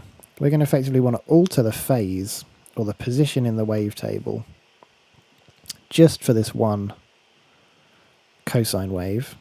We're not going to alter the phase for all of them, but we do need to alter the phase for the cosine wave. So I think if we move ourselves around its waveform, we should end up being able to reset it at the correct point of its wave. Because again, by default, if I reset, we end up resetting at this point and it going down. Not what we want. We want to kind of reset in the middle and have it go up. In fact, all of these are a bit off, but they work for our current purposes. In a normal LFO, if I hit reset, I expect it to reset at the middle. Maybe that's just me. But for instance, if I make a... let's just chuck it out here for the hell of it. If I make a ramp wave and I reset the phase, I don't want it to start at the bottom. I want it to start in the middle. I want it to start in 0. If I reset the phase of a down ramp, I want it to reset in the middle, not at the top. Now we're getting reset phase points at 2 different positions. If I reset a triangle, it's resetting at the bottom, similar to the up ramp. If I reset the sine, it jumps back to the top and it kind of goes downwards. All kinds of weird. Square, well, I don't really care where a square resets. I mean, it's just a square. I guess you want it to reset to the bottom, maybe. Random, well, you can't reset the phase of a random. That'd just be silly. Anyway, all of them, when I reset the phase, because all the different waveforms, due to the mass, are resetting at different points. That is ugly as hell. That's not what we want. That doesn't make sense to me. So we need to do a tiny bit of additional stuff to make them all reset at the correct point. To make a cosine reset at the correct point, we need to add to its phase. I happen to know already, and we're nearing the end, so I'm going to do it. We need to add 0.75 to its phase. So it has a total phase of 0 to 1. And if I add 0.75, I happen to know that shifts it over enough that now, when I reset its phase to 0, we are in the start, or the 0 crossing point, perfect, and we are starting on an upward trajectory. If I instead change this to something like adding 0.25 to the phase and trigger it, we're starting at the 0 point again, but we're kind of at the point of the sine wave, because again, a sine wave goes up, or a cosine wave actually goes down and then up and then like that. By going 0.25 of the way round, we're at that down point and then going up. Sorry, at the midpoint going up, which is not what we want. If I reset it to 0.5, we'd be at the bottom at the point we're going up. If I go to 0.75 phase, adding to the phase, we get to the right point in my mind for a sine wave. When I reset the phase of a sine wave, I expect it to be at the 0 point and on its way up. Makes sense to me. Cosine sorted. Triangle wave. Triangle wave was again weird. We're going to want to add some things to its phase. So when I do the triangle wave, we're starting from the bottom. Makes sense in a way for our wave, but not for a general fully purposed LFO. So we're going to want to add some things to its phase to make it work properly in the right range. I happen to know we're going to want to add, well, let's just mess around. If we add 0.75 to it, I know it's not going to be right. If I reset the phase, we're resetting to the middle point, which is right, but we're on the downwards, the down point of the triangle, which is not what I expect. I want all of these, when I reset the phase, I want them to be at 0, and I want them to be heading up. So if I actually add 0.25 to the phase to offset the phase by a quarter, when I reset the phase of the LFO, we're at that 0 point on the upward slope. Sine is functioning correctly when I reset the phase. We're at the 0 point on the upward slope of the sine. Final thing we need to sort out is the up ramp and down ramp. Currently, when I reset the phase of the up ramp, we're at the bottom going up. Well, bottom is not right, but going up is correct. So again, we're going to need to add something to the phase of that. And if you imagine with the up ramp, we're going from 0 to 1. So we just want to add 0.5 to get us to that correct point in the phase. All of these are horribly out of line with my anal need for organizing things in a patch. So if we shift this over by half its phase, we should end up with a correctly in phase up ramp. Yes, we are now starting at 0 on the up, perfect. With the down, we're going to start in 0, go down. Well, that makes sense. It's a down ramp. I'll deal with that. So up ramp, correct. Awesome. Down ramp, correct. Awesome. Triangle, starting at 0, going up. Perfect. Sine wave, starting at 0, going up. Perfect. Square. I don't think we need to do anything to a square, and just resetting it effectively is going to stop it doing anything for a while, I guess. I mean, I'm happy with the square wave for now. It's the least of my worries. Finally, random. Is random working? When I reset the phase, you should randomly select a new value. You are not doing that until a little bit later in the wave. When I keep hitting reset, you're not properly sampling a new value. I think I need to offset you a bit so you're hitting, because I'm adding 0.5 to get us from 0 to 0.5, I think. And now every time I hit reset, we are resampling a new point. Good. Okay. So that's also that. Set correctly. Ugly as hell code.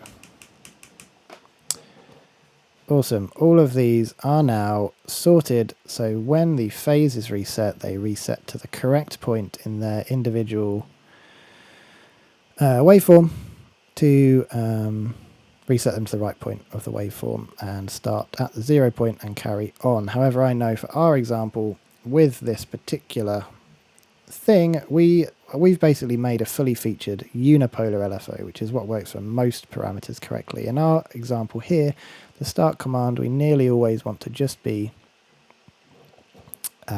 actually a unipolar. Sorry, we made a bipolar LFO. We just want it to be unipolar.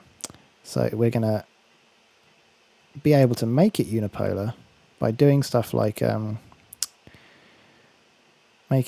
now if I reset the phase, we're resetting here, because effectively if you imagine this was a bipolar dial going from -1 to +1, when we reset the phase we're going to go to that 0 point, which is halfway through the dial, which is perfect for most LFO stuff, kind of not for one where you're mapping it to a bipolar command. And you could see if we made a sine, the sine would be functioning around that 0 point, which is here. We want to be able to shift our 0 point to here instead. To do that, with the commands and controls we've already built in handily, we could turn on wrap, and we are actually going to make wrap default for this exact reason, to be fair. This is probably why wrap was the default before. If we change, so if we offset it, so at the middle we're offset. Whenever I reset the phase we start at 0.5 on the dial, or 50%, which is wrong. If I offset us by 0.5, sorry, -50 because we're in percentages, whenever I reset the dial, no, it needs to be -100, there you go. Now whenever I reset, we are resetting to the right point. And because you're wrapping, yeah, so there we go. Now we have got a fully proper full range bipolar LFO, which functions as we expect in bipolar fashion for general LFO, so you can use this LFO in other places more easily. Because we've added in this offset and depth command though, we can properly have it reset to the 0 point of the dial and the sine function around that 0 point. And if I move this dial, we should see the sine function LFO modulate around its current bias position. Yeah. Took a bit longer than I thought, as always, but damn, we have a pretty fully featured LFO, which we can set the rate of. We can set the rate in terms of Live's transport, so we can actually run the transport, and now this is running at a bar, which if I save this, this is of course when everything will explode, or I realise something's broken. But if we go over into our standard Ableton view, we should see, with any luck, oh, can you hear that? Please tell me we can hear that in OBS. Is OBS picking up the incredibly exciting first audio we've heard from Ableton in this entire tutorial? The metronome. But you should be able to hear and see the LFO is functioning at a bar, in sync, and we are transport locked. So as well as being a bar, the zero, the downbeat of the metronome, the emphasis on that metronome sound is happening at the exact zero of the LFO. And if I change that to say 0.2, oh god, I'm so glad that's actually working. We could go to a quarter note, and again it's always going to happen on time. I can actually offset the phase from it though if I need to, so we could be going opposite. This is where phase control comes in handy. Effectively I've just made it be the opposite position of the downbeat. That's why you need this phase control to do things like that. One thing I haven't done is worked out if I actually did any of the correct numbers for this. Ooh, that's kind of happening every 3 rotations, so that might be correct. 1, dun, dun, dun, dun. Yeah, I think that might actually be a triplet. Oh god, I hope so. We might need to mess with the numbers in that list because I'm not sure. Obviously a quarter note, bar, half note are all correct.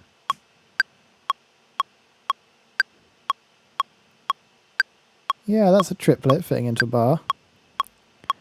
1, 2, 3, 1, 2, 3, 1, 2, 3, 1, 2, 3. Oh, that's a triplet. Sixth. Can't even tell if that's happening, but maybe it's in time. 12's too fast to know. 1 bar, obviously correct. That's definitely 1 bar and a half. Is it? It's kind of resetting every bar, I guess. Near every 3 bars? That looks okay to me anyway. We'll need to work out the maths maybe if we need to. 2 bars correct, 3 bars. Phase reset will stop working when you're tempo linked, by the way. Bar, 2 bars, 3 bars, 1 bar, 2 bar, 3 bars, functioning correct. All the others should function correct because they're really easy to write in. It was only the ones where we had to work out the amount of ticks ourselves, which might be a bit off.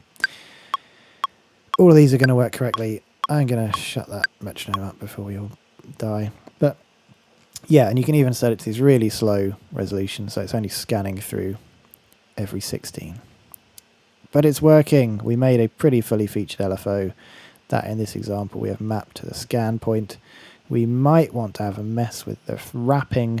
At the minute the wrapping works, it allows us to offset properly, but I have a feeling what I'd actually do would slightly improve this LFO so we had a better wrap and fold. Sorry, we had wrapping happening by default, and instead I would build in a wave folder into here, and a typical wave folder has a wave foldiness amplitude control, and what that is basically is you have a wave folder. In this example we're using a Pong object.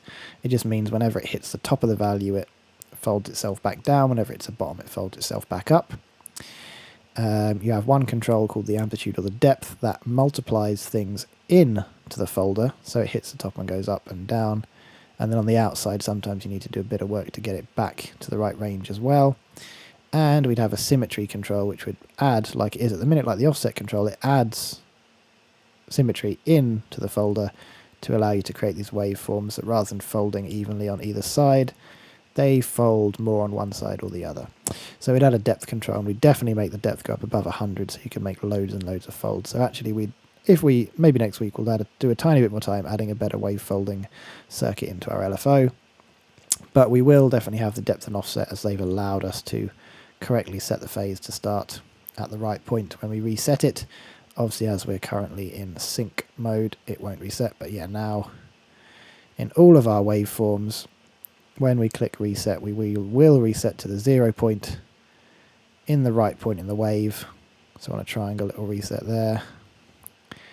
On a sine it will reset there and do sine wavy things. Well, I think square wave. Well, actually it isn't broke because it wouldn't actually move from that point. Yeah, that's kind of a square wave, isn't it? You can just make it jump between 2 positions, I guess. Not very useful in this case, but you do have square waves and lots of other things. And random. Should randomly select a value. But that is, of course, very similar to our lovely jitter function, where we can add in a little bit of random. And you should see as I dial up the jitter, we get a bit more chaos in the signal, which is what we want. Improve the wave folder, otherwise good. Double check the values, the lower values here, which we had to work out in ticks, and see if they work. And for one final test to see if it is actually in fact working at all. I should get more handheld instruments so we're not always listening to the same thumb piano. But I should be able to do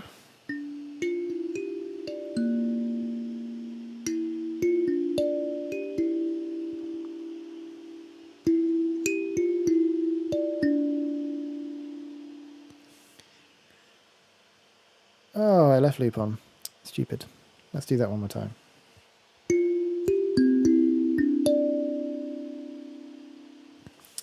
Recording a little loop, and let's see what happens. We'll turn off scan by default.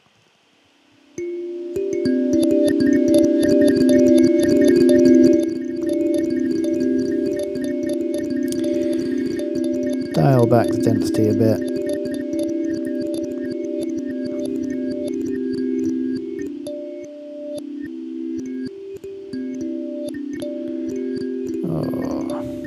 And now if we, actually what we'll do, we'll turn down the duration a lot.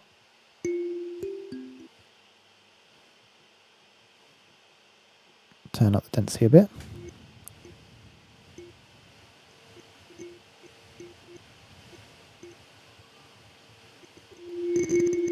So we're getting these really short, concise, clicky grains. Bit of start position randomization. Volume, panning of course.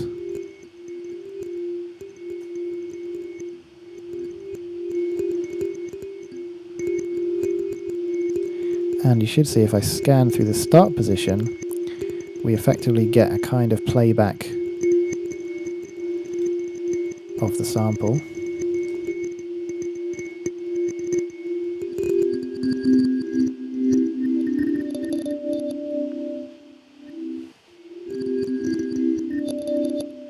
So it's almost a way of playing back what we've just recorded in, but we can actually apply our LFO to that. Ooh, let's change that correctly.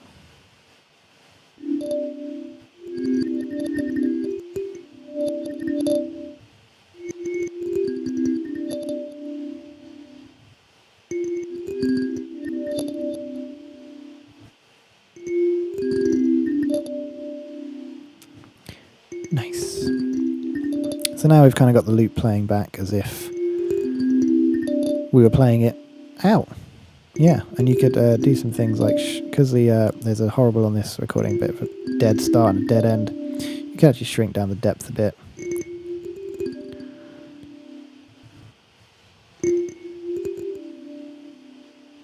Shrink this over this way. You could basically tweak the depth and the offset to get it to just hit the right points of the sample.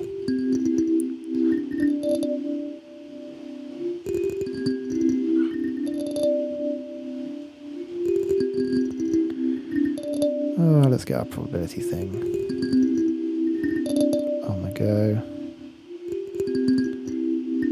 And obviously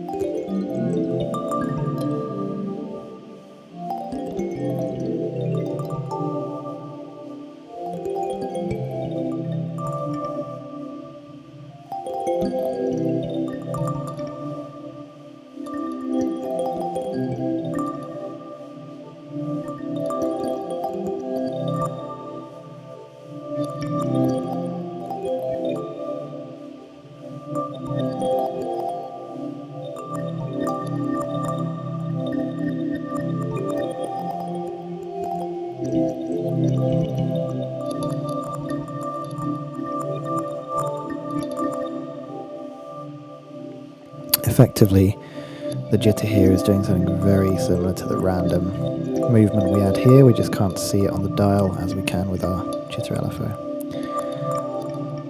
But still a useful control to have on an LFO in most circumstances.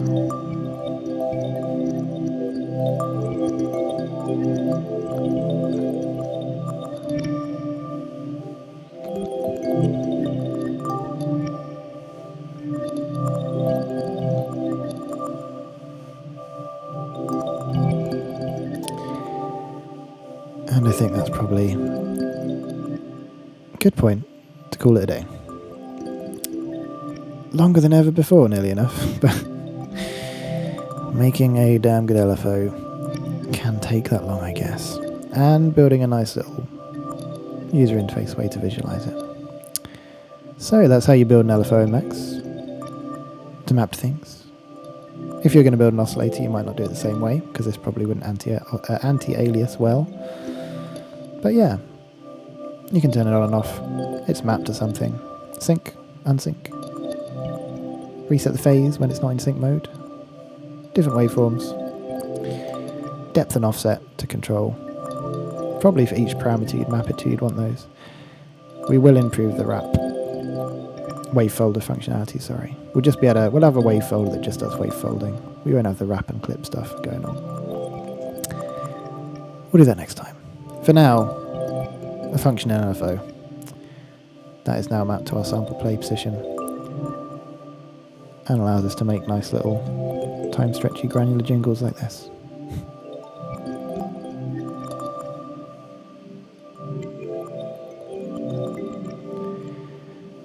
Gonna leave it there.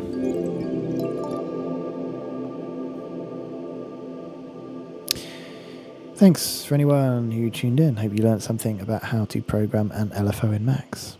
This will be up on Twitch for another week or two in high res. Facebook only, unfortunately, keeps it uploaded in low res, so it's basically useless. I should just delete all the old ones because they look terrible now. They're also all uploaded on a YouTube channel that I'll link to next time. I've got a YouTube channel where these are all uploaded in high quality as well. You can watch back at any time after the 2-week period. I don't think there'll be many more sessions covering this granular device, maybe just 1 or 2 doing the granular thing, because this is pretty much at a finished point where we could send this out to someone and they could hopefully use it and have fun with it without us needing to add too much more to it. So after that, we'll probably move on to some other things, maybe programming basic synths or synthesis, or doing weird controller interaction, or whatever the hell I feel like what we end up doing. I'm not sure yet. Open to suggestions if anyone has any ideas. So yeah, I'll probably be back next week, finishing off the last few bits of this granular device. And once it's finished, maybe I'll put it up somewhere for people to download or for sale. Maybe a donate thing like a Bandcamp, where if you've enjoyed watching these and the time I've spent making them and uploading them to YouTube, you can donate a little bit of money to me and download the granular device and play with it yourself. Maybe I'll think of a way to do something like that and have a website to sell them on or something. I need to think of it. But yeah, anyway, for now, thank you for tuning in, everyone, and have a good Sunday. And I'll see you next week for more Max noodling with granular stuff. Goodbye.